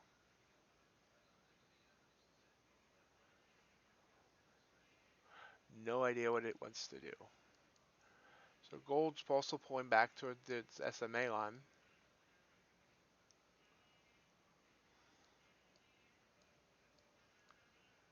So I have gold mostly charted out for the day too. I probably wouldn't have taken this short right here because it was coming up. You have these. It was basically meeting the bands, but it wouldn't have hurt.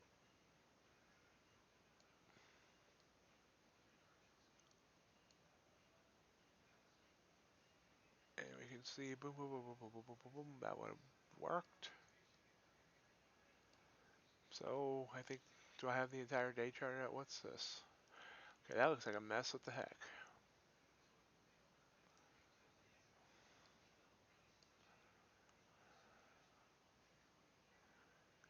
Got on off of there. Okay, so that would have been a loss. Not sure why I had that in there. Been a long loss. It's one of those trades you should get out in the middle somewhere. But, yeah. Okay. So I didn't chart this out well.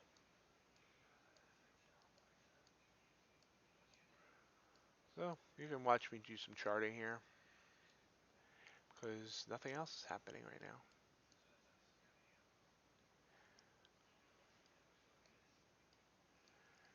See, this is a beautiful move downward here. This was about 1 a.m. last, 2 a.m. Eastern.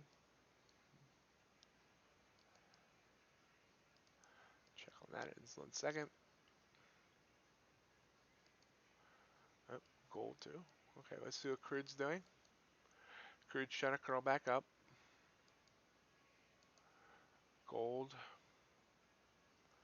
Let's just look at it on the 5. Gold's pulling back.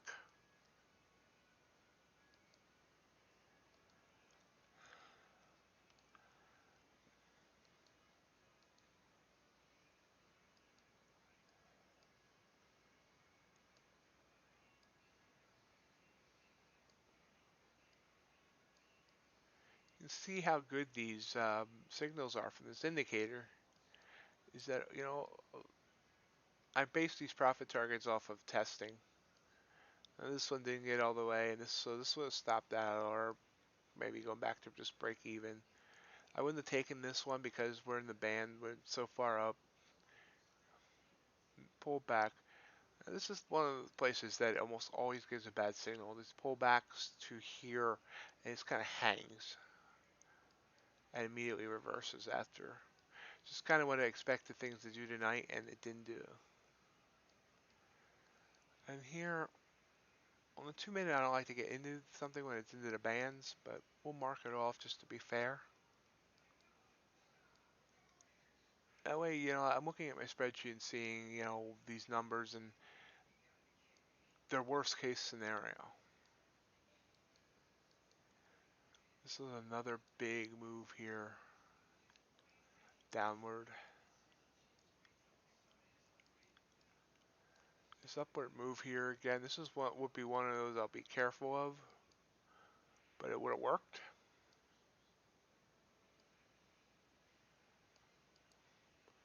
But then here's one that hangs, immediately reverses for a loss. And, go down and we'd really, this ended up being a good downward move, but, we could have got back in here, like right here. We would have had another pullback that might have stopped you out anyway. Now here, see, we have the wick into the Bollinger. So if we got in here, I might stop out. Boom, boom, boom. Yep, that's a stop out. Even though this is an awesome move upwards. Again, here's your entry. So you could have got back in on this candle for a move upwards.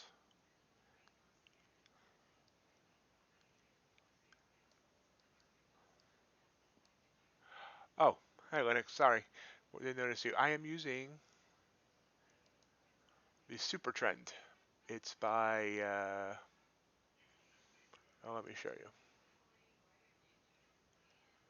Super Trend by, however you pronounce this guy's name. Kivak Ozbilek. It's one of the most popular. I'm not sure if you were here the other night when I was talking about it. That bot I was using that gave me the buys and sell signals. I found out, they're charging $48 a month to use that bot, and that bot is a ripoff of the Super Trend script that does it for free. I lined it. Look, if I activate the Trend bot, I mean, look, the signals are the exact same. They overlap based on the exact same settings on the Super Trend and the Trend bot. So they stole a free script and started marketing it as an algorithmic bot and charging $48 a month for it.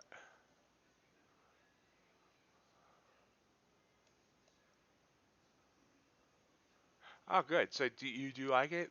What setting do you usually use it on? I tried to post to the Discord. They have a huge Discord community, and apparently they either have the word super trend or the author's name um, uh, totally blacklisted. As soon as I posted, it was immediately deleted. I did send the author a message, that Kevon guy or whatever his name is, on TradingView that they're using it, but obviously English is not his first language because I found him on YouTube and stuff as well. So I don't know if he understood the message I sent, or if he just decided not to do anything about it, or I have no idea.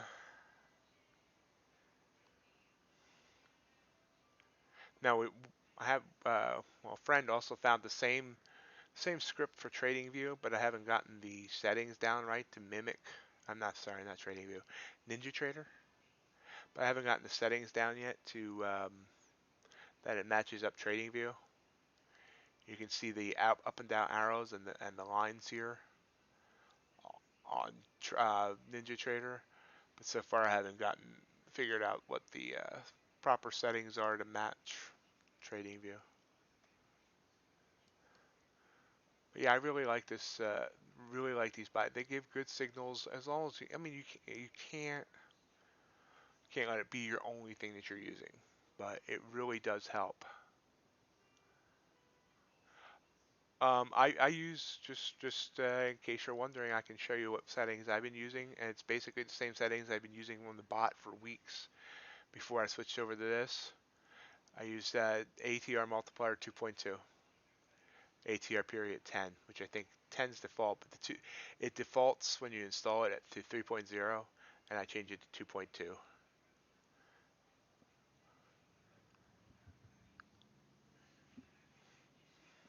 And all three of these boxes checked.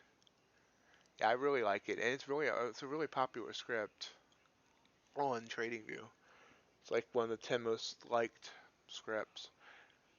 I mean, you got to look at your other factors. You can't just follow it blindly. But I think even following it blindly, it might be decent. But look at your other factors, and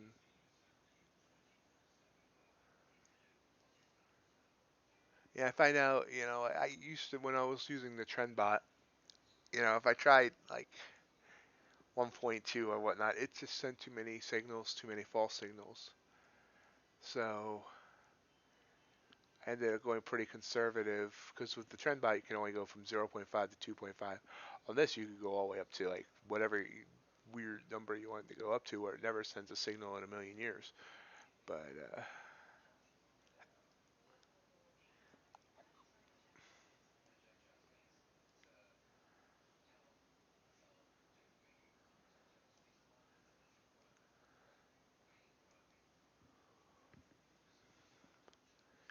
it's okay. I'll count these off here in a minute because we now got all of yesterday figured out. Let's see if there's anything going on. Okay, we did get this pullback now in copper. So let's see if this is a breather pullback or if this is a full pullback. You see we have a trend line, a trend line, yeah, SMA line that has a pretty steep upwards momentum. Gold is pulling back. I think we might have got us sell on the 2 minute here. Let's see. Yeah, we have a sell on the 2 minute. Maybe I shouldn't doubt this. This has been working so far every night, every time else tonight.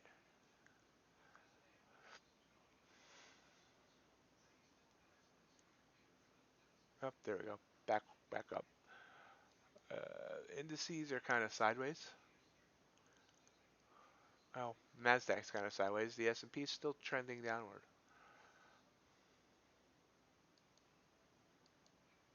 Crude still being weird. Nice reversal candle there though.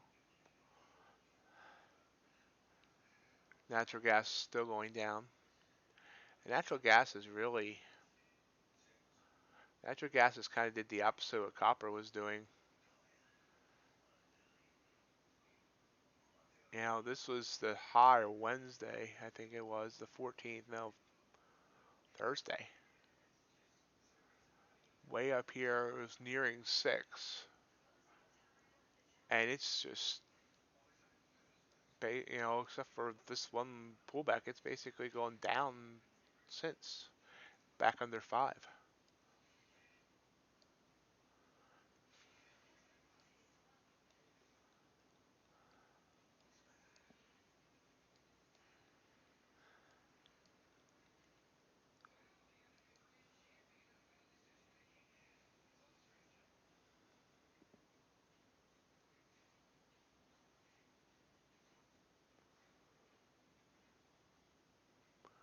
Okay, let's count off our gold now.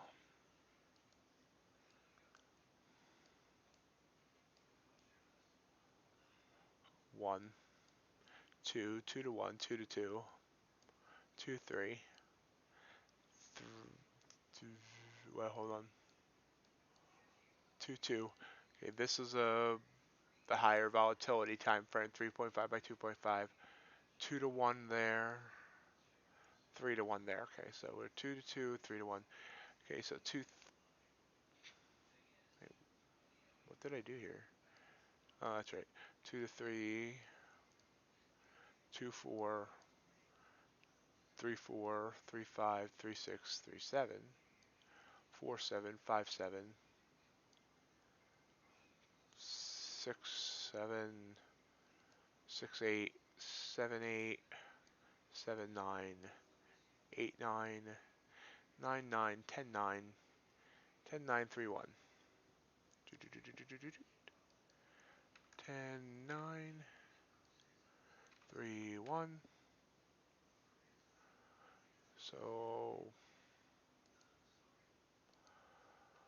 160, oops, 160 minus 12 times 9, 52, plus 35 times 3 minus 25, 132 ticks, $1,320 profit in gold if I take in every trade.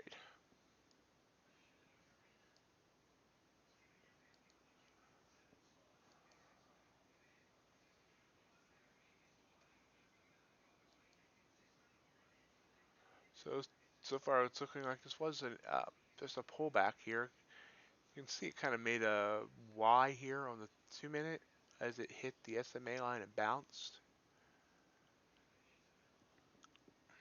Continuing to show strength.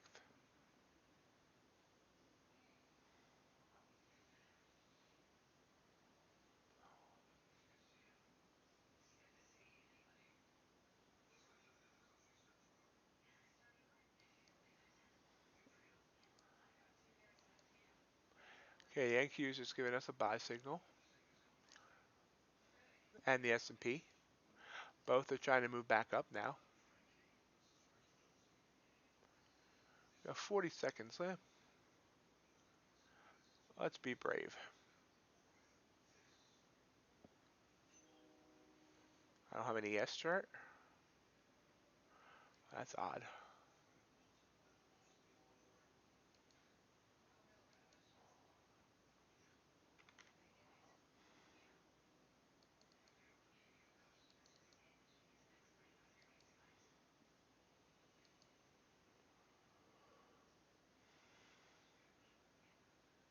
Whoop.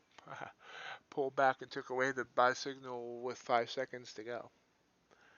So we'll watch it for another 2 minutes.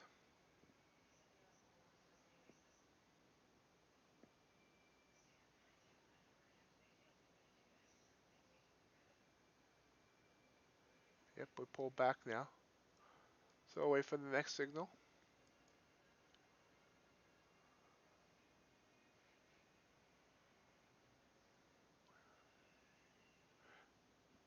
Hey, Linux, do you use any other indicators on TradingView besides the super trend?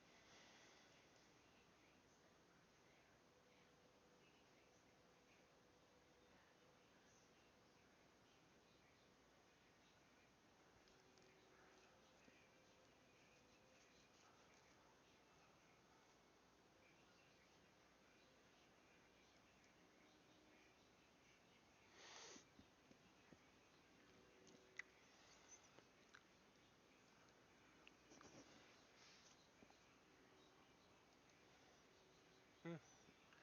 I don't have I don't have alerts on for the ag products, but this has been a nice little buy signal on the soybean oil.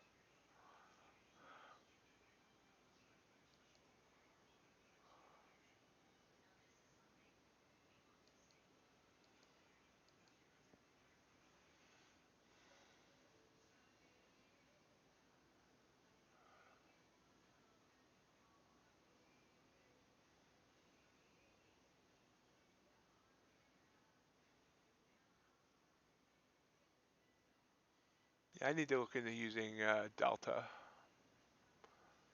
I looked at it back in my Top Step days on Trade-O-Eight, but I didn't use it much. I didn't really didn't take the time to really figure it out.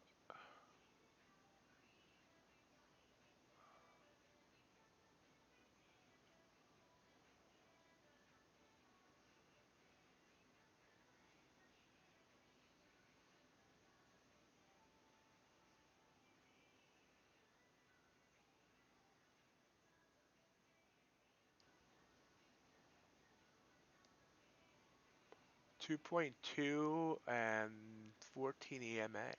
Interesting. Hmm.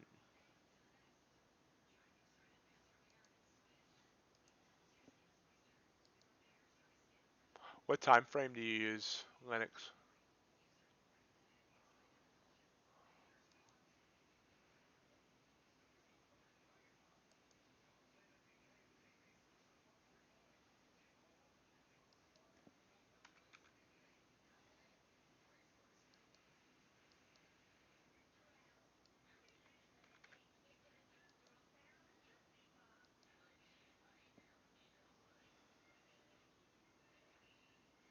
Hmm.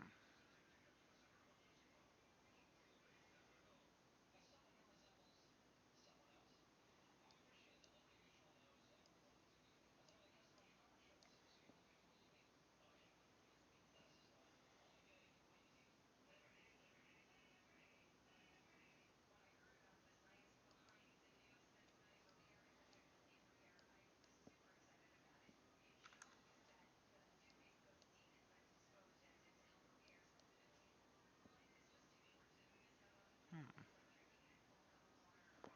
I might need to play with that.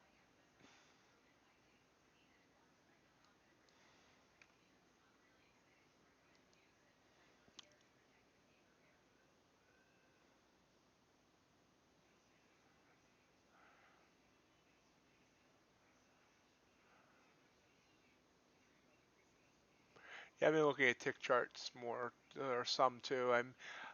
I listened to somebody on YouTube once about how picking a time, a set period of time, is just so arbitrary.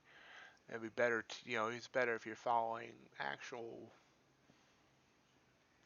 volume, not volume, whatever what I'm trying to say. And it makes sense to me that picking a 5 minute or 2 minute or 1 minute, just the one rate, it's basically, well, it is whatever. So yeah, I have been looking at tick charts as well. I think I have a tick something up on a tick chart here.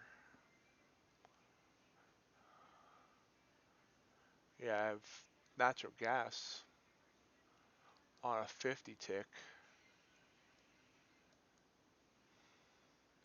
You see here that this super trend script that I installed, it's giving on this tick chart, it's giving decent signals. But although this one, that was a bad one. That was a complete bad one.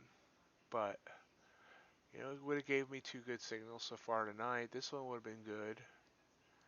This would have been good. Looks like this would have been decent.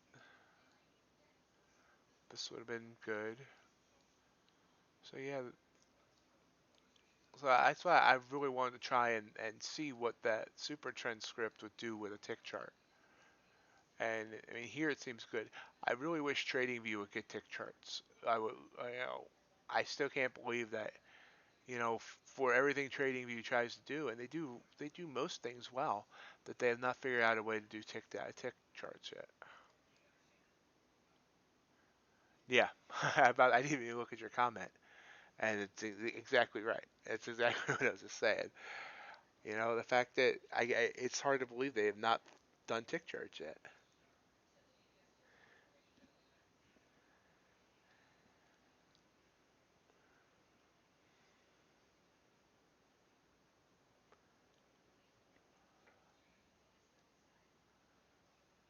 'Cause I think a lot of be a lot of it'll be fun and to experiment and try a lot of these indicators that are on TradingView with tick charts. See how it turns out.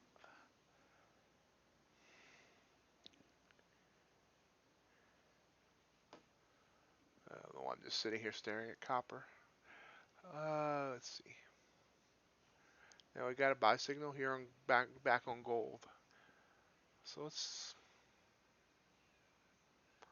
find my gold chart.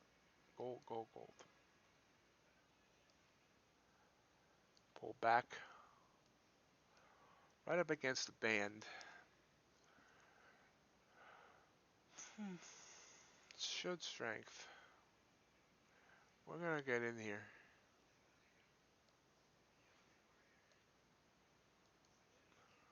Okay, we're getting in here. This is on the Gauntlet account. But I have a 12 tick stop on here. I'm going to maybe not give it that much space because uh,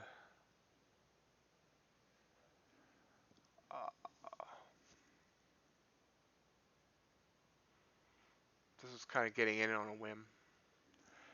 I have RTrader Pro up for my legal account, and so far I haven't really figured it out. I figured out finally how to get a chart up and all that, but I haven't figured out how to do much else with it.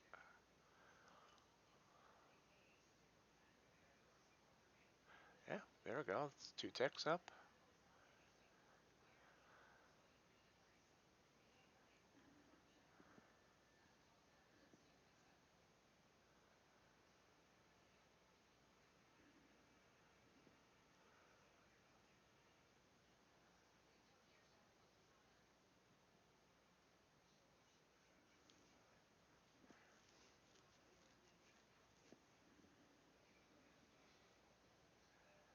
Coming up at 9:45 Eastern. Usually a slower time of night. We'll now mark this always on top so we can watch while we check out what the indices are yelling about. Looks like they're trying to go to a buy signal too.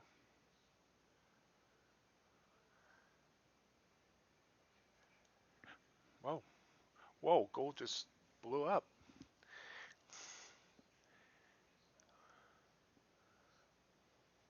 We're up 70, 80, 90, $90 here. My stop loss has already moved up to 2 ticks above my entry point, so I'm guaranteed $20 out of this trade. See if it continues to move up.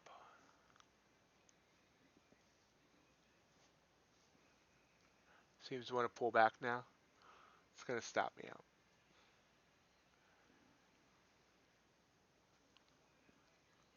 Or maybe not. Now we're up $100. Continue trying to move up. UB. Oh, bonds pull back.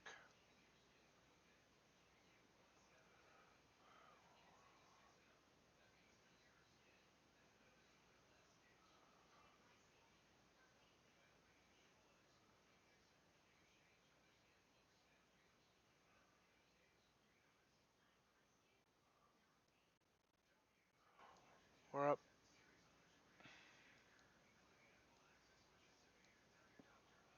We're up 8 ticks on this trade. Between 7 and 8 ticks right now. It's kind of bobbing.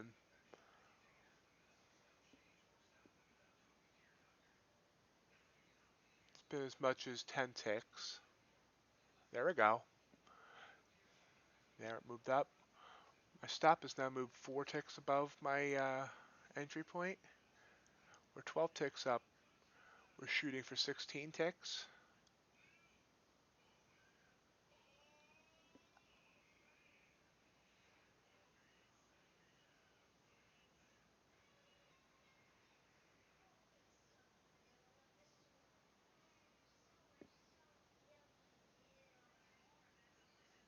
There we go.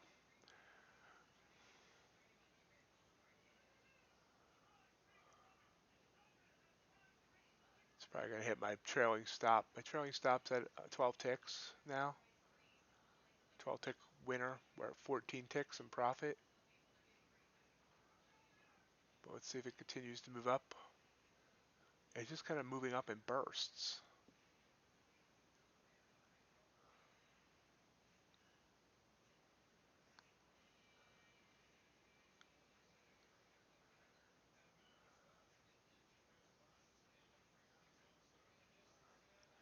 There we go. Keep going, baby.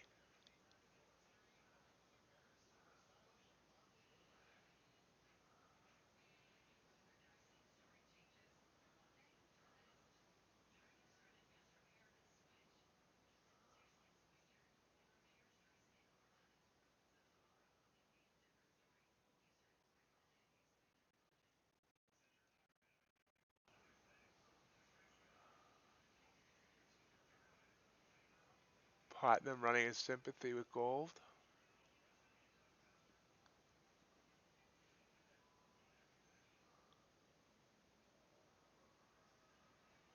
There we go. Okay, we just stopped out with our trailing stop. Not even 100% sure how much. Let's look. Let's look at the videotape.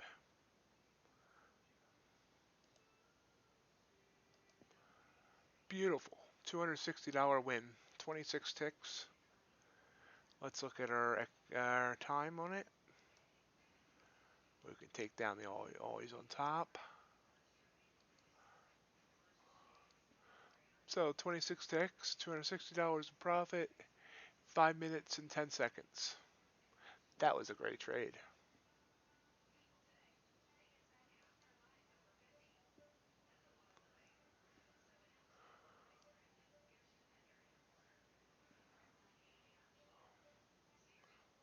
It's now, gold's now on a pretty good run. It looks like it's going to continue going. And this, eventually when I start running 2 contracts, I'll run that trailing stop on one, and then I'll run a second trailing stop that might go further behind. That would still be profitable, obviously profitable, but give it more room to run. I'm not sure how much room yet. It's another thing I got to play with.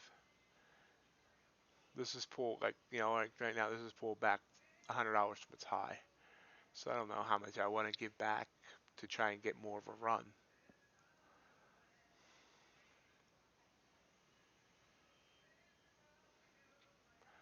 definitely not upset. I mean, definitely not upset about a $260 winner.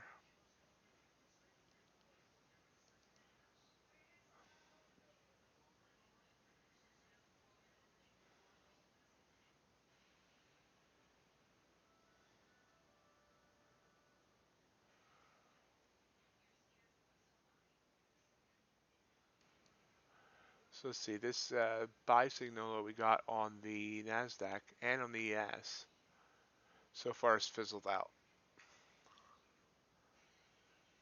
It's still going sideways. Copper. Copper's still kind of pushing up, but kind of sideways. Bonds are pulling back somewhat. You know, we'll mark those off here. Not a lot of volume right now, so not, you know, we have no idea if that would have gotten filled there.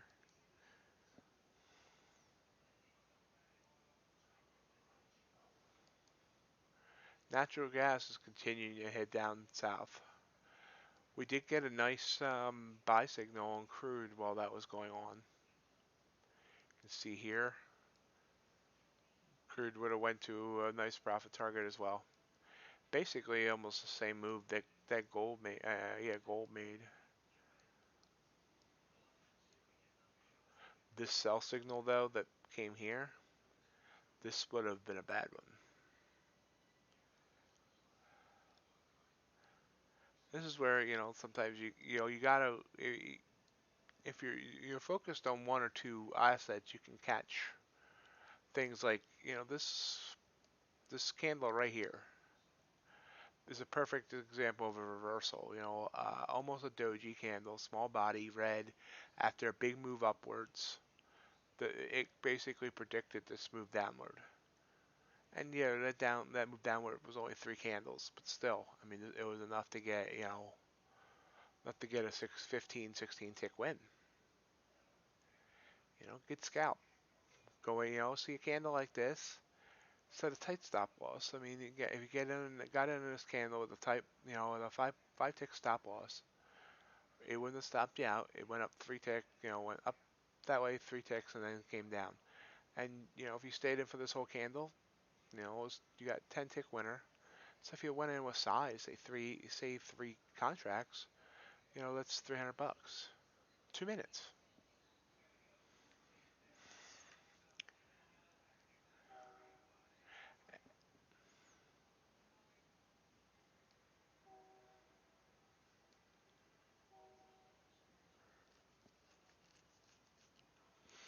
Linux, are you still here?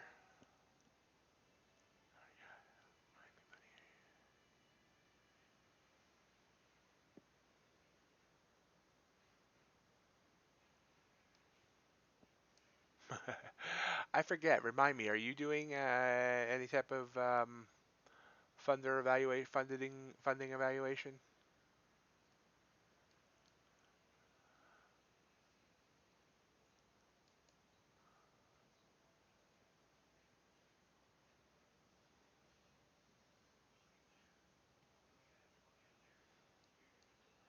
Okay, now there.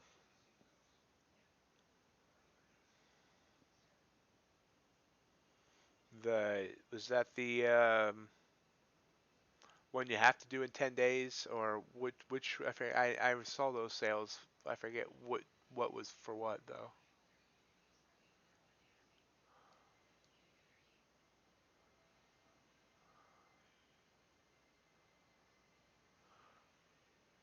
Oh, cool, nice. The only scary thing about those legal accounts is that constantly trailing drawdown.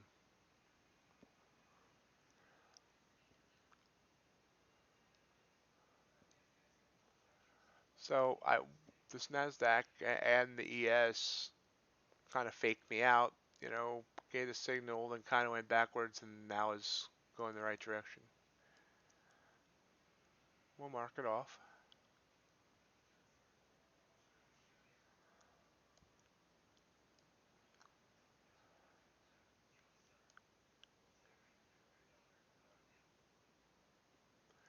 Yeah, the withdrawing once a month, kind of sucks.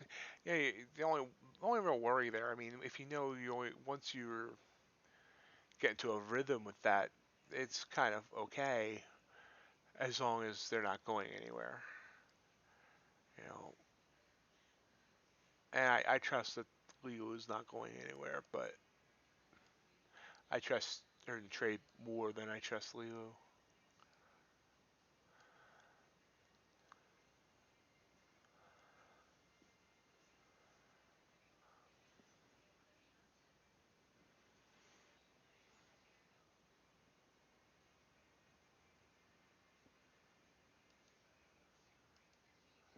So yeah, I got a buy signal on Natty Gas. And so far, these buy signals, the signals on Natty Gas tonight have been 2 for 2, at least on the 2 minute chart. And I started running almost exclusively off the 2 minute chart. It's a little bit harder to catch the signals than the 5 minute, but 2 minute that this gives the earlier signal. And I mean, I probably could adjust. The problem with trying to adjust the 5 minute chart to get the earlier signals is it ends up giving more false signals. So I've been trying to run off the 2 minute chart and use more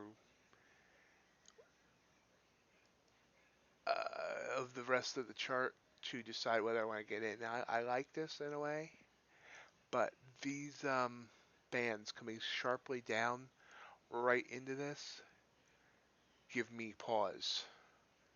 So we're gonna get in on this on a sim, on the sim account. If I can find the sim account, if I can find my chart. Hate how NQ and NG look the same. So we are on sim. We got, I'm not even sure.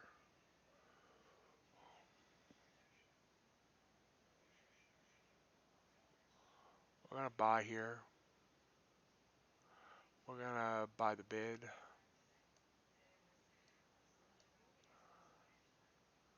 See if we get filled. There we go. Okay, so we got in on sim.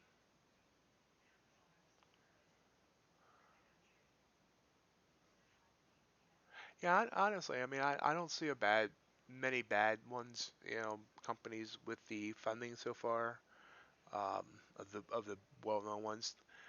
Ironically, I think I consider TopStep the worst, and they're the biggest. They had the hardest evaluation, and I've heard rumors that they're behind on payments. I mean, I don't know if that's true. I haven't verified that, but I heard that they're, at least a few weeks behind on getting people paid out for whatever reason. So, but that two-step evaluation on Top Step is just killer. But Apex, I've heard, obviously my main authority on these programs is CFT, Canadian Futures Trader, and he likes Apex. He passed Apex.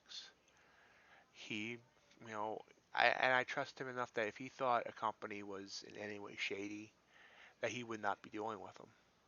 So, Apex, he's done Apex, he's done UProfit, he's done Lilu, he's done Earn to Trade, and they all seem they all seem like they're quality. Oh yeah, well, at least they did get rid of that 20-second rule, but yeah, that was.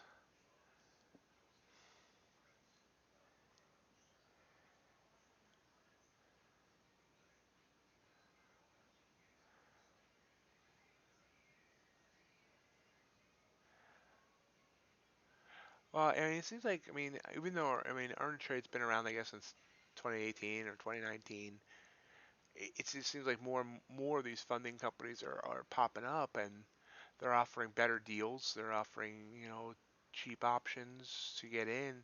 I think Top Step is really starting to feel the heat. It seems Top Step started all the way back in, like, I think it was 2013, and they had no, like, probably no, like, virtually no competition that I'm aware of. But now, I mean, there's how many of these different companies that are really starting to get the attention. And I think these companies are wonderful. You know, yeah, it's hard to pass the evaluation, but guess what? Trading is not easy. It should be hard to pass. People get upset about the rules. And yeah, I mean there are some rules that I don't like. I blew the having the wrong quantity. You know, I traded too many contracts and had to reset. And but I mean those rules make sense because if you put the wrong quantity in on a real brokerage account, now it might stop you if you don't have the margin. But if you do have the margin, but you put the wrong amount in and you don't realize it at first, and it suddenly goes against you, you could be down a lot more than you ever expected to be down because you made that mistake. So I understand all the rules, and in my opinion, this is still the best way to get started in trading.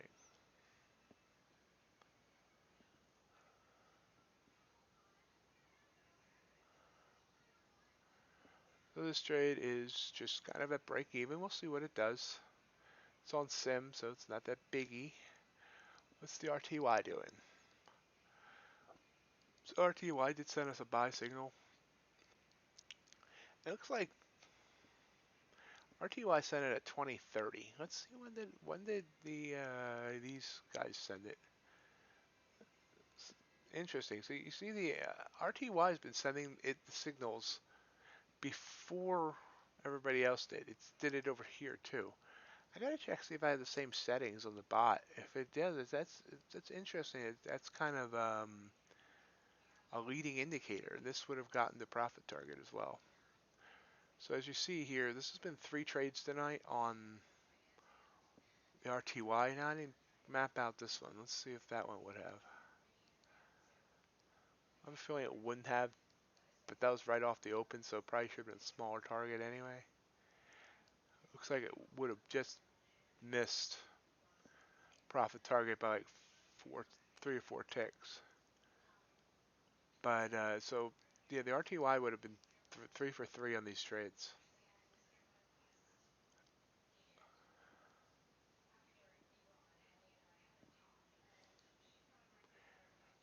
As you see, the ES and the NQ would have went to our profit targets based on those buy signals. I'm getting more and more kind of not frustrated in a bad way, but this is why I get frustrated with myself and not taking as many trades as I should. Here, this is the NQ since we've opened. 15 points. So this is $300. 15 points, $300. 15 points, $300. 15 points, $300. It is 4 hours after the open. And just on the NQ, I could have had 4 for 4 trades for $1,200. Just following the signals.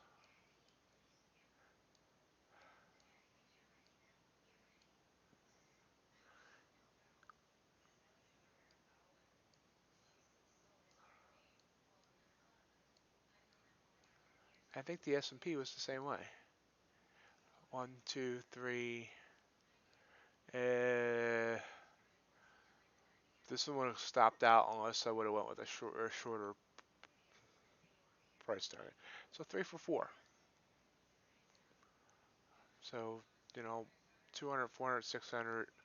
If this would have stopped out, one minus 150. So $450.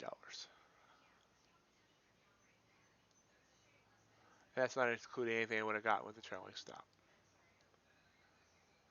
Gold. Yeah, we got that nice trade and marked that one off on gold.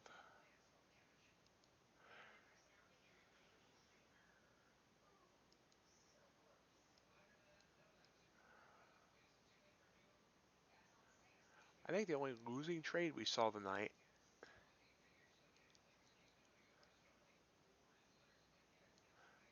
Oh yeah, I agree there. When I say, the hindsight is, obviously a big thing, and it's a lot easier to trade when you're looking behind than ahead. But I mean, that's why I started keeping the spreadsheet. To prove to me that following these signals work. And I mean, it's not like this is a small amount of data anymore because this is sheet 2. Here was sheet one. I have 8 weeks of data now showing that following 8 weeks of data, and I never once had a bad, one day where copper would have given me a negative number. And you know, it's just why I just need to be taking the trades more because this is I like copper. I've looked at you know 60 trades. That's 40, so probably like 300, 400 trades now. So it's not a small sample size anymore. So I'm frustrating myself, and it's like that with every asset. This bot, I can't call it a bot anymore, but this whole indicator, I guess is the best word for it now. It works, especially if you use a little common sense around it.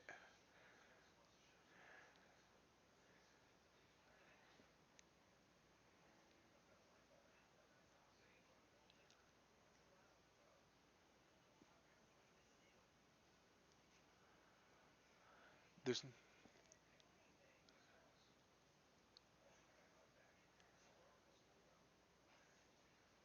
right, and that's what it is. Almost 100% mental with me.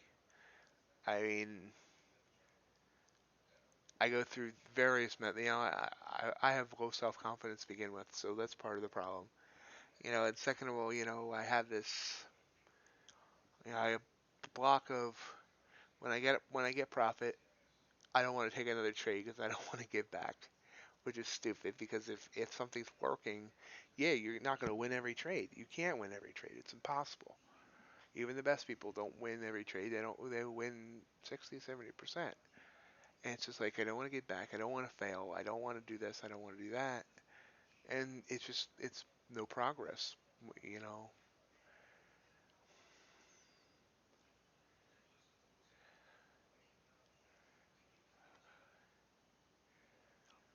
I mean, honestly, I look at this day in and day out, and it frustrates me because, in my opinion, there's no reason I shouldn't be funded if I just follow my trading plan, follow these signals with common sense rules around them, and continue to just do that.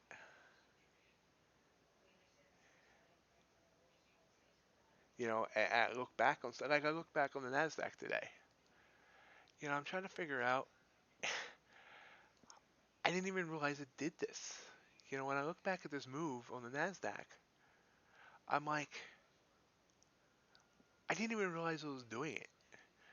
And I was paying attention up until about 11 o'clock, and somehow I never realized it made this 200-point move off the open. I mean, I saw it starting to go up on the open, but I didn't realize it just continued to go up. It's like I might have looked for another entry if I had known that on the wall off the 1 minute chart or whatever, or just off of a break of the. And it's just like I look back and I stare at this. And I'm like, how is it something makes a $4,000 move and I can't get a couple $100 off of it? Of course, copper was really frustrating me last week, and see, copper, I just had a bad bias. I didn't expect copper to keep basically going parabolic upwards. I felt for sure it was going to pull back because that's what it always does after one big day, pulls back. So I was playing every time the bot would send a sell signal, I was playing that, and I wasn't playing any of the buy signals, and the sell signals would end up stopping me out.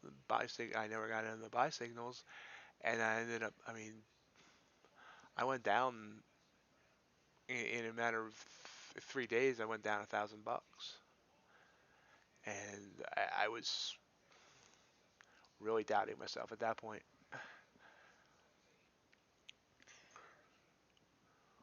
Yeah, I even said on the Earn and Trade Discord, maybe I'm just wasting my time with this.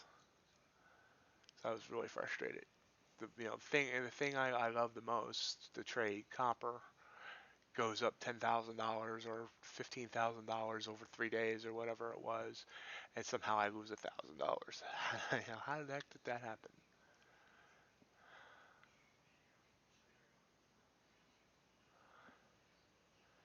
So, but now I've made back most of that big loss actually between yesterday and today. $430 yesterday. So far, $260 today. It's $690 in the last 2 days, and that's just on 3 trades. So that makes me feel good.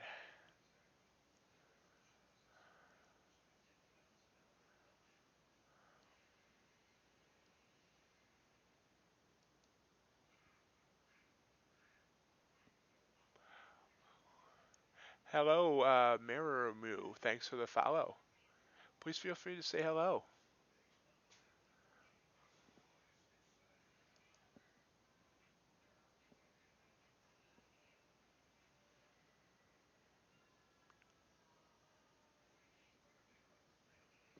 Hey, how you doing tonight? Are you an active trader in an evaluation? Think about being an evaluation brand new? What's your trading status?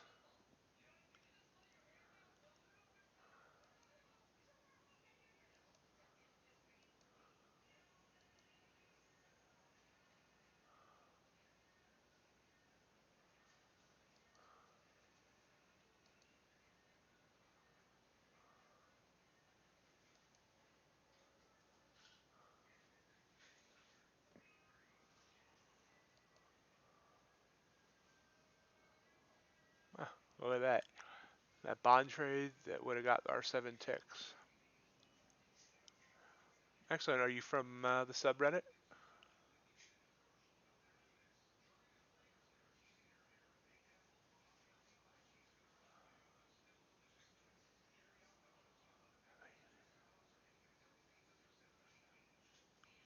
Excellent. Have you gotten the learning material yet?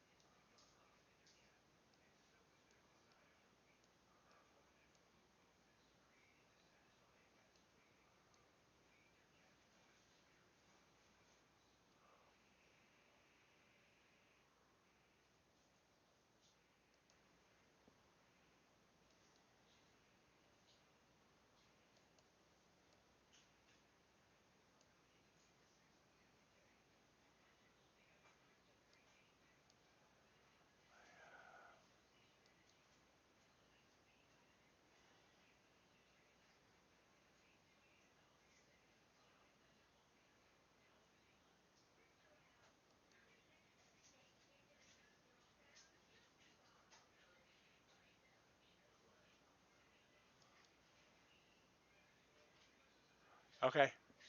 Um, may make sure you send me either an IM or a PM on Reddit so I can get you set up with the learning material.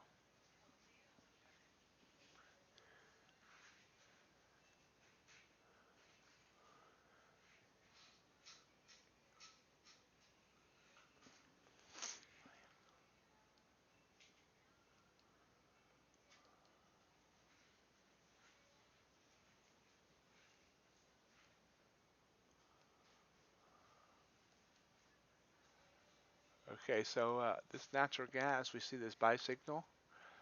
Oh wait, crap. We entered that trade, didn't we? On Sim. Glad it was on Sim. I got distracted. Yeah. So yeah, this natural gas trade, I said I wasn't comfortable with it.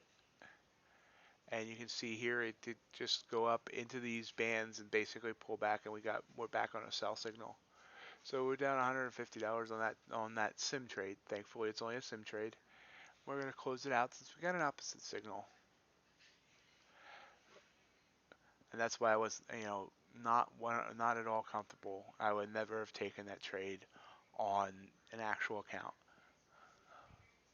that counted. Now we can continue to see whether this continues down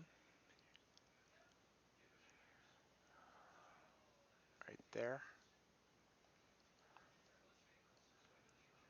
You can see the it, profit target is actually lower than any point we were at in the last however many days.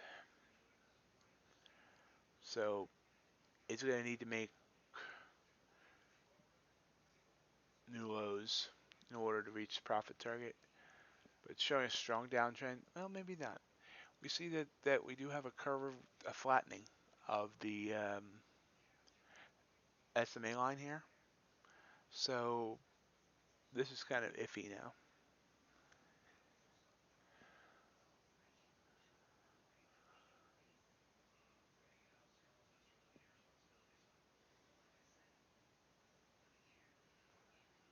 And you see the experiment I'm running, because like I said, I haven't taken any trades in the gauntlet on natural gases. I'm actually running a 2-to-1.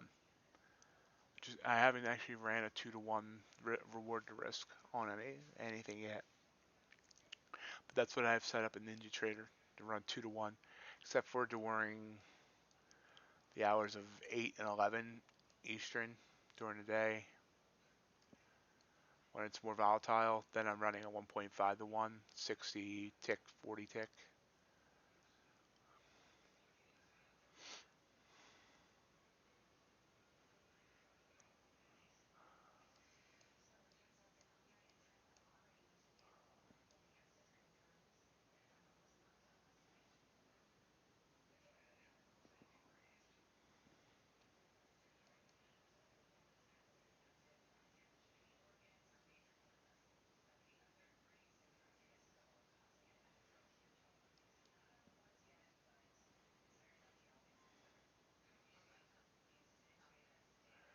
So we are getting toward the 10:30 hour, 10:30 hour,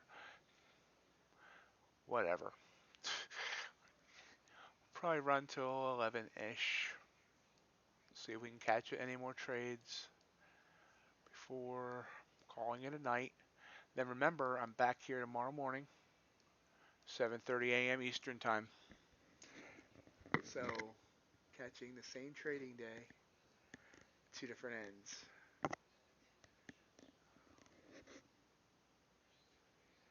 And I'm doing the same thing on Wednesday evening, Thursday morning, and then Friday morning, but not Thursday evening. So 5 streams this week.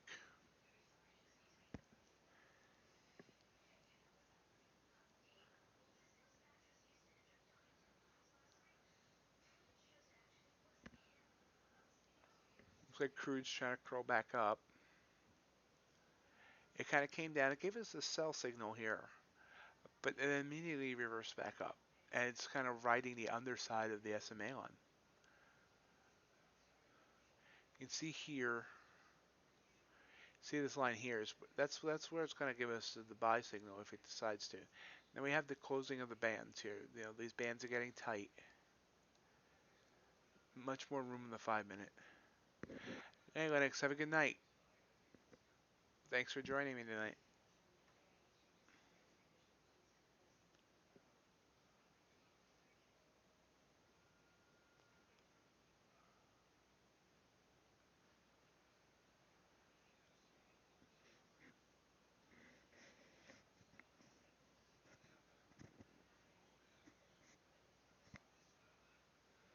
There.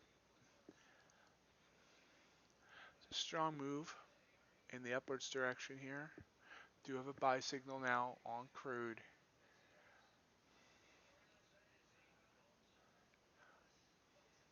Pull back, buy signal goes away. We have this, the top down, or just less than half an hour ago. It's 81.71. We're sitting at 81.66. And I think we want to wait until it gets above that 81.71 before we consider entering that trade.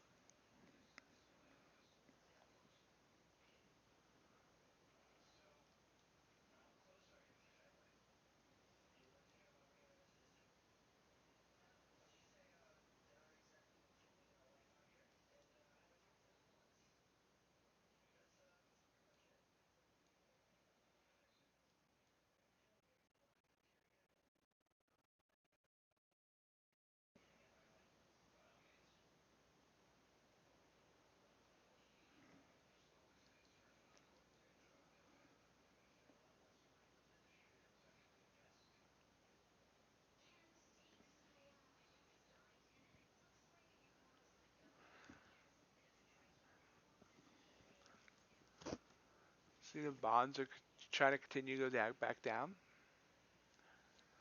We have oh, we missed that. Having a nice. I was gonna get in on this trade here,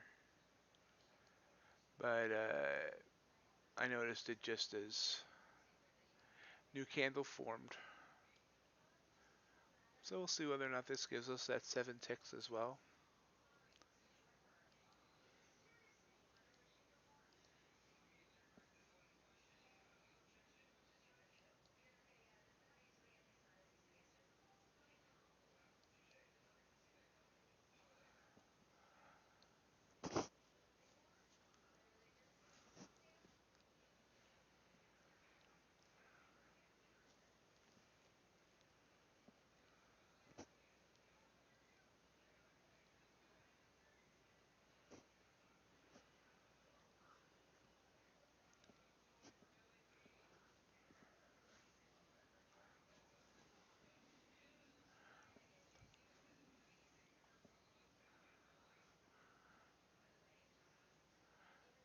NQ, RTY, sending signals. I notice it's so hard to keep track of everything. I can't wait to have enough screens that I can have multiple, like 16 charts up at once. Let's mark off this RTY. See whether or not it gets to our profit goal. And it has three last times, or whatever it is I'm trying to say.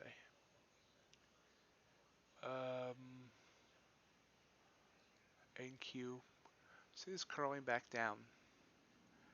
We really have been sideways. I mean, we've got moves down and up that have been good, decent moves, but really we've been in this range pretty much, up, down since open, which isn't a bad thing if it continues to give us quality moves.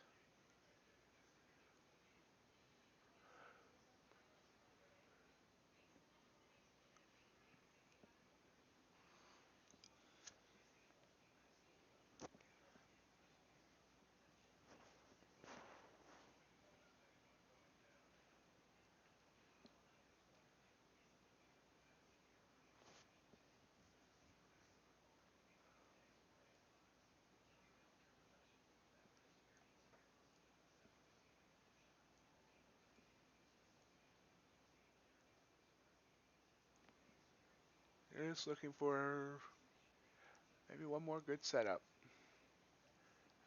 This did give us a buy signal here, but it's gone flat since. Wow, huge move down on natural gas would have been another win. Look at that. So look at this natural gas now. 400, 800, 1200. This is 3 out of 3 on the natural gas tonight.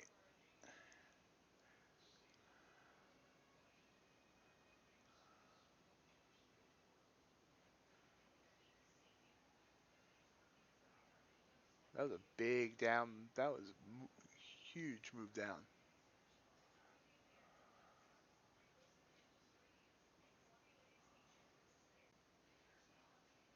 So let's see.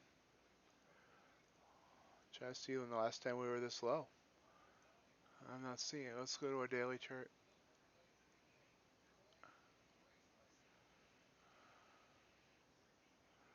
Our daily chart. So our current price. So this is actually we're coming up on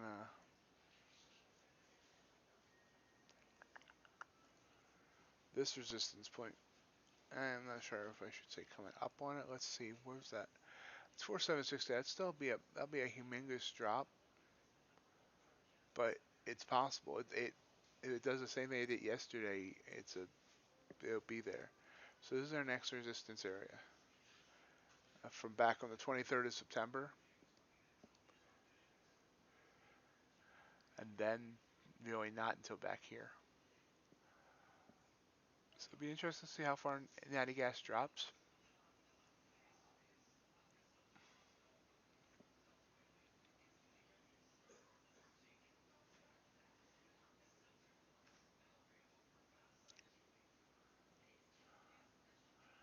back to the 2-minute chart. You can see, well, it's not really.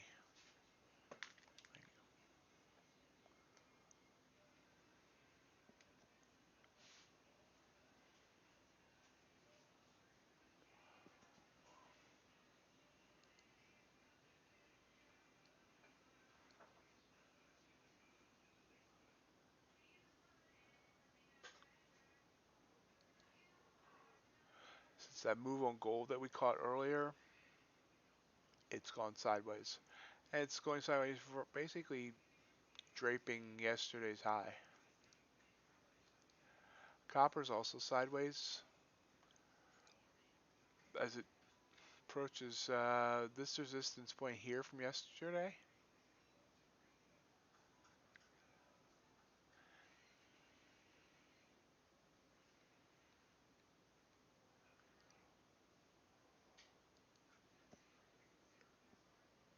And Q and US don't really know what it wants to do, neither does the RRTY. Looks like we got some positive momentum on the ag products. Soybeans, which I really haven't figured out a strategy for soybeans yet. But would have got 20 ticks out of that. I haven't really traded soybeans in months.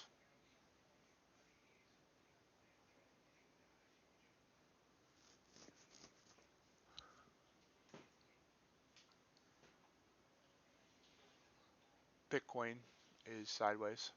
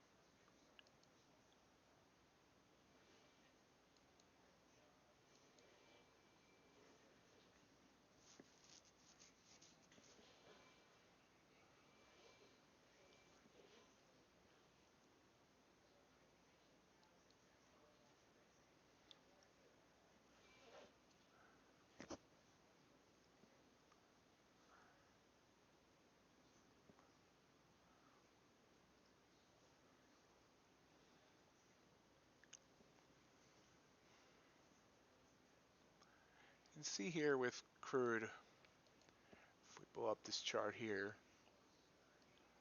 it's really struggling to get above this basic area here. I mean, it hits its high here for today so far. But I mean, it got here. It tried 3 times here, fell. Came back up, tried this big push through and fell. Came down, tried 2 more times. Then we had this big pullback. Now it's tried here again, like 4 or 5 times to get above this general area, and it's just hanging around here. So you really, excuse me, you know, really before getting into this trade, and we just probably got a buy signal in 2 minute, or the 1 minute. I'm not sure where that buy signal came from, but anyway, we see this push up, but we probably really don't want to get into anything until we see, because you can see that this high here hit this high here in this candle from yesterday at a little after 2 p.m. Eastern. So, it came down. You can see it really came down. It came down hard. It hit highs that yesterday that it hasn't hit since, I believe, 2015. And it came down, and it came down hard by 2 points. That's $2,000. And then it tried to come back up. It bounced off its low of the day and tried to come up. And this is where it exhausted before pulling back again, basically going sideways. It's been sideways since, but you can see this lines up right to that same candle there.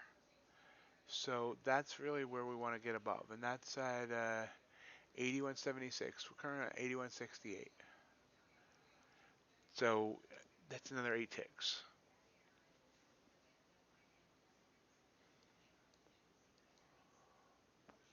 Copper's trying to move back up.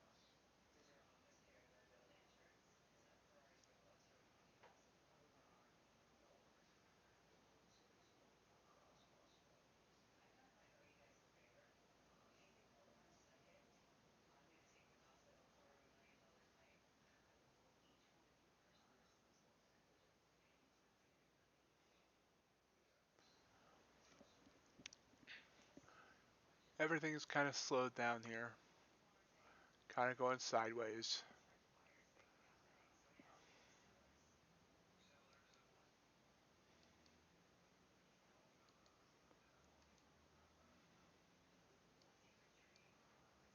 This is where you got to start being careful. You don't want to get into trouble forcing a trade that just because you're kind of bored or you think that trading should always be trading.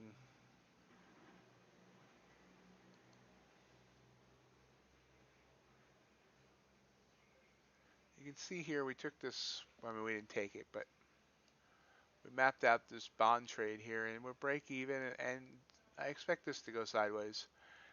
The bands came up, you still have the band, this band coming down. So at the most, you're probably going to go sideways for a while here, just like everything else seems to be going sideways.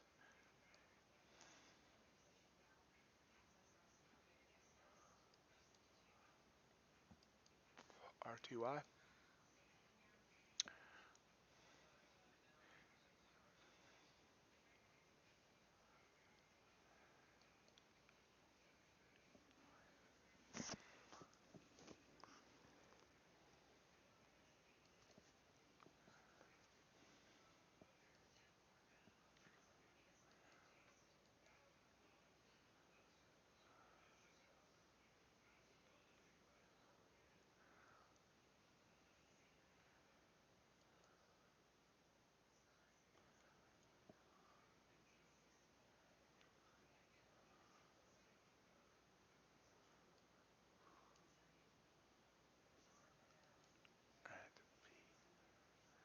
Ooh, so we got a sell signal here on the Nasdaq. I actually got one on the S&P earlier and I didn't notice it.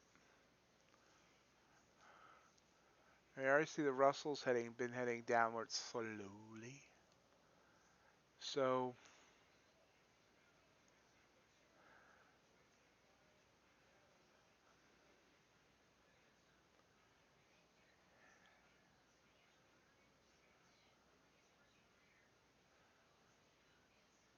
it's like we're kind of indecisive. I mean, from this high here from 302, it's already come down 13 points. Bands are bending downward for it.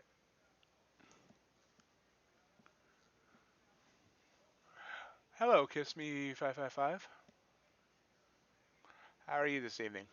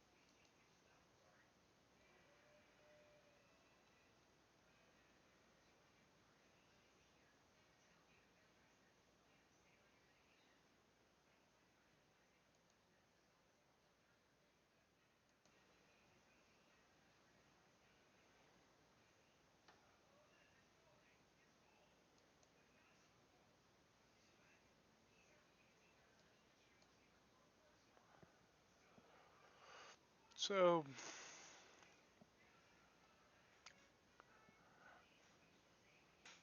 everything. Let's see here. NQ, 2 points down so far. Not sure how strong this move is. See the ES did this move and then pull back. So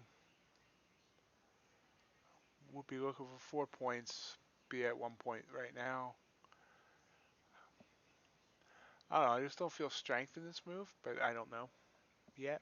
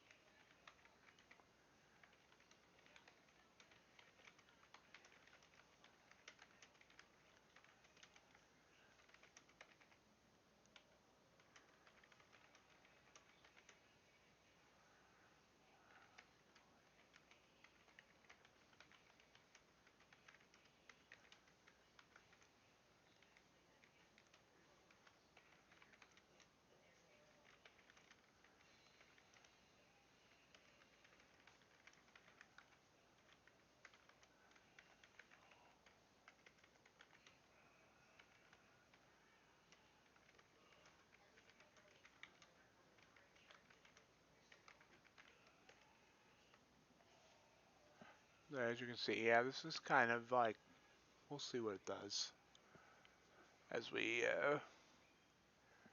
head toward a wrap up here. Next 10 to 20 minutes. See, okay, so we have a pullback now on copper. Sending us a sell signal in the 2 minute. It's kind of pushing right up against the band. It's pushing up against the SMA line on the 5 minute chart, which of course gives me pause. Now it did send the sell signal, and we just opened up a new candle.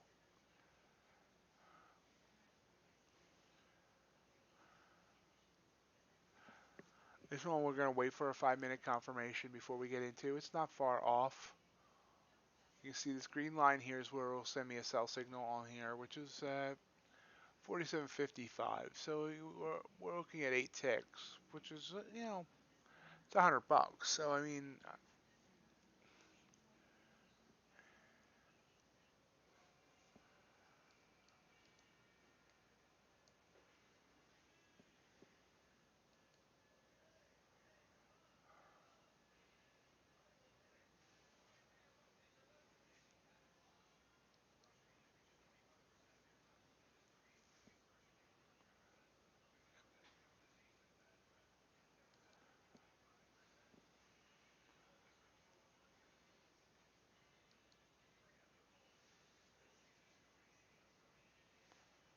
definitely a slow time now as we approach 11 o'clock Eastern. Seems like you get into a slow time from 11 to 1 or 2-ish Eastern time. And then you start getting, as the European markets open, then you start getting a little bit more. And things seem to trend nicely overnight. I eventually I plan on trading overnights, or it's what I hope to do.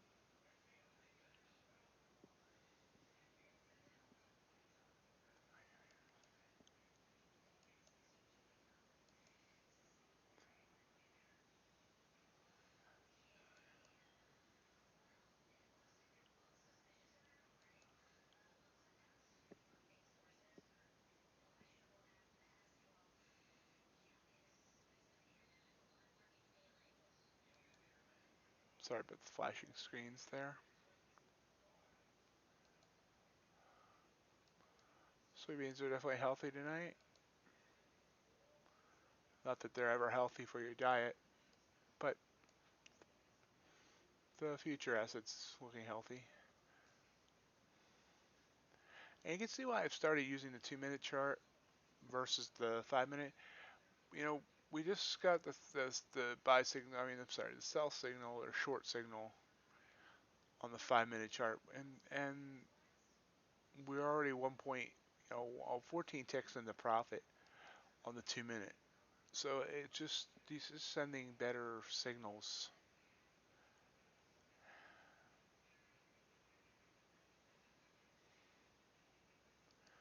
Natty gas. Oops. Natural gas is trying to come back up now from that big drop earlier. We could take a sim trade on that. There it is.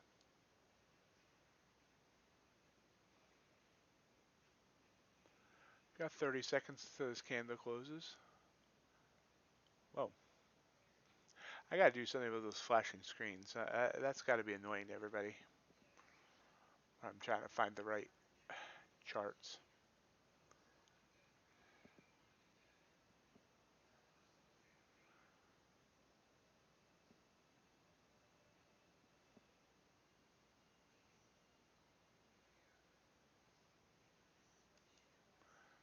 Alright. Oh, ouch. Okay, so that there I made a mistake. That doesn't look like it's gonna hurt me, and it's a sim trade, so it's not like it's gonna hurt me. But I did not look at the spread.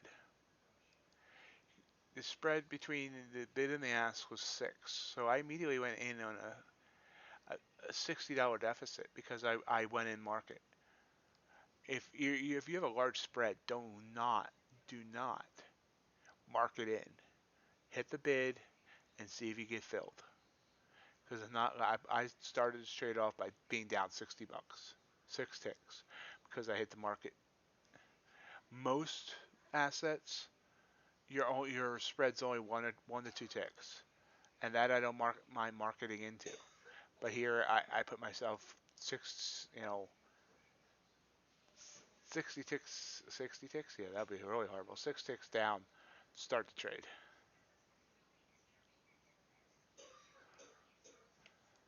So let's move this to the side for now. We check out NQ and see what it's doing. NQ has reset a sell signal.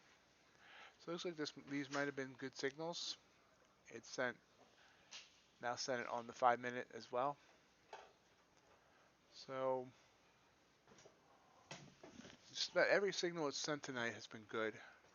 See what Bitcoin's doing. Bitcoin seems to want to trend downward, but hasn't really decided that yet. We're now 10 ticks down on that natural gas trade.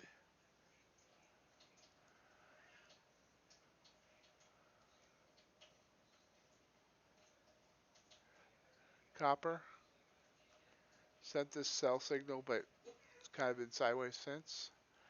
Mark it off.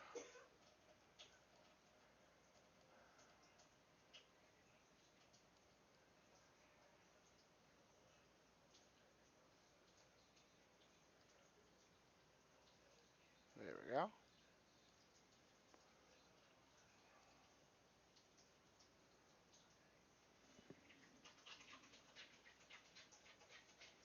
So yeah, it looks like we're going to get stopped out on this gas trade. Down 17 ticks. So 20 ticks stopped out.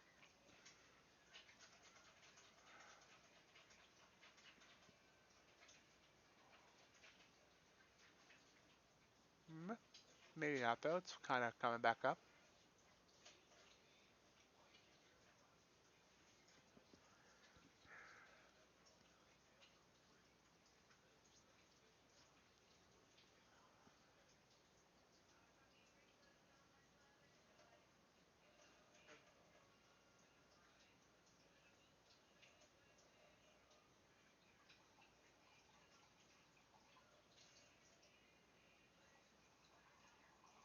There we go. Maybe not.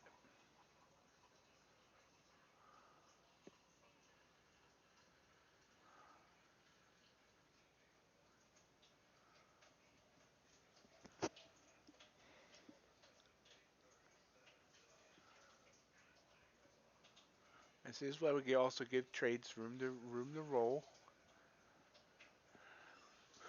A 20 tick stop loss. Yeah, that's a $200 stop loss. But if I had been, if I had only been 15 tick, I'll be stopped out of this trade. And this trade's now in profit.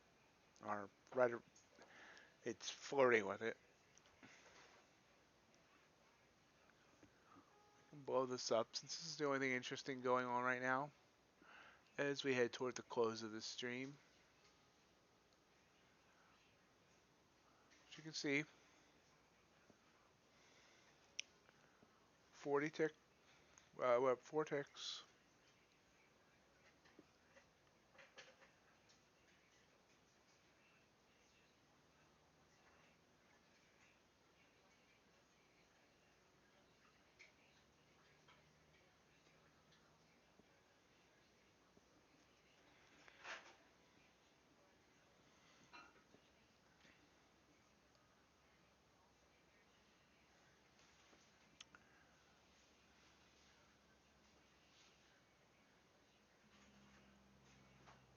So we're up 5 ticks now. But if I had marketed in,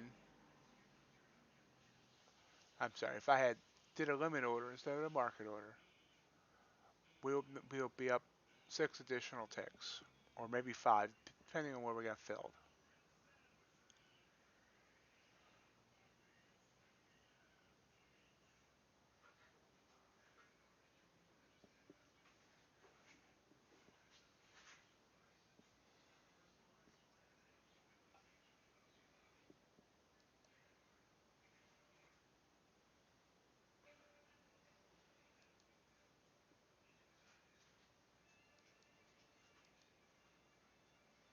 So I want to thank everyone for joining me this evening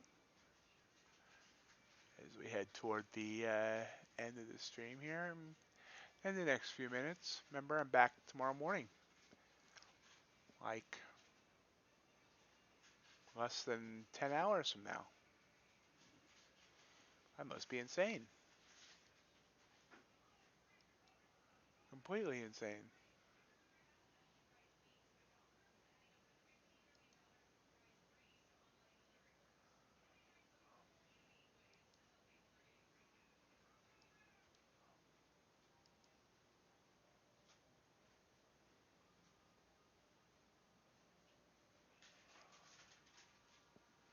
So now we're up 11 ticks, $110 in the profit.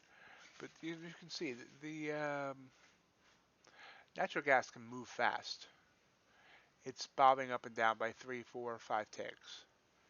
But we have a huge wall at 4944, 92 contracts on the bid. So that's a support level right there as it continues to try and push up.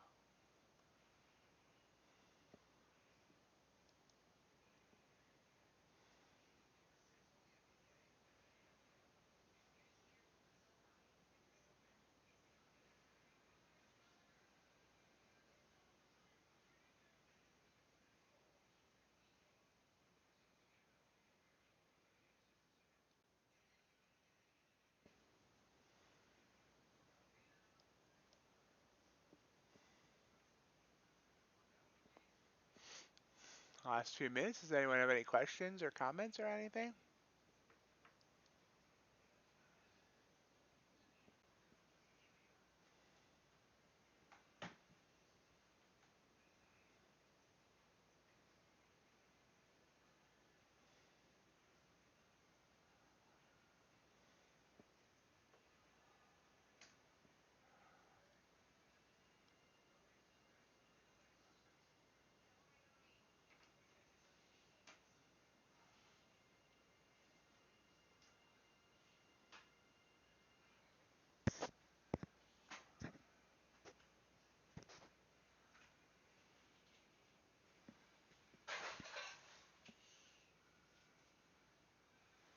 Hmm? Kind of pulling back here big time. Well, by big time I mean 6 ticks. We're down to this $40 in the profit, but again, remember this is only a sim trade, so it doesn't matter. As you can see from the accounts, we lost big time tonight in the sim account on trades I would not have taken on the regular account, so that's a good thing. And on the regular gauntlet account, we're up $260. Yesterday, we were up 430. So in the last 2 days, I was $690 in 2 days. I need to keep that momentum going.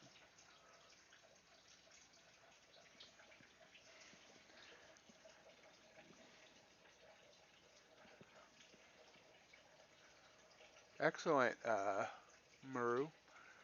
I apologize. I always mess up usernames, so if I'm not pronouncing something right, forgive me, please.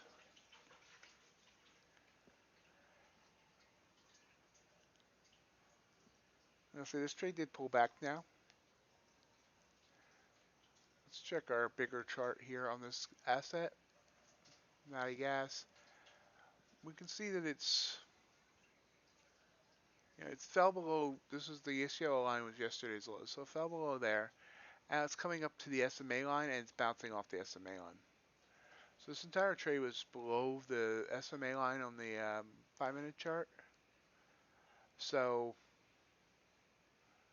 this might be where, if it gets back in the profit, we might want to close it out because it's showing weakness trying to break this resistance.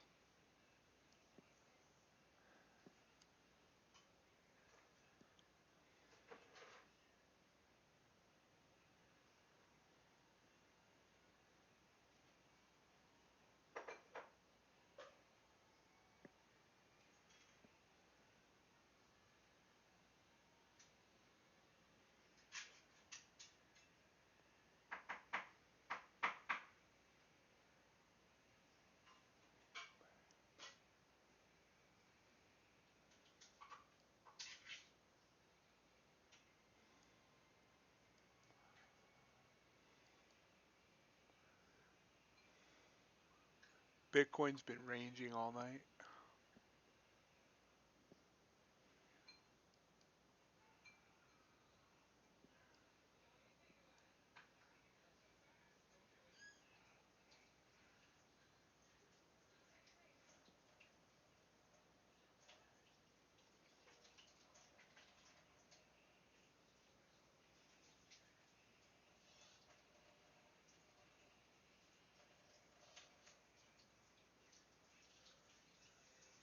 Big pullback. We're now $70 down.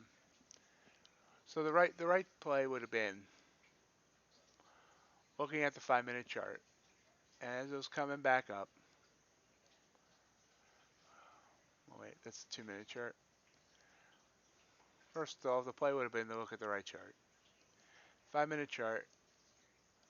We got in somewhere around this, here, and as it started approaching this SMA line, when we started seeing it struggle here, pulling back. Yeah, and pulling back, get out of that trade. It probably isn't going to go to the profit target. It might, but at least then we got about, everything $7,800 out of that trade. Now it's sitting $50 down. But again, it's on Sim. You should always trade on Sim just as you would trade in an account that matters, because that way you're trading the same way. If you're trading on Sim, it should be practice for what you would actually do, or it should be testing things out to see whether or not that's something you do want to do. So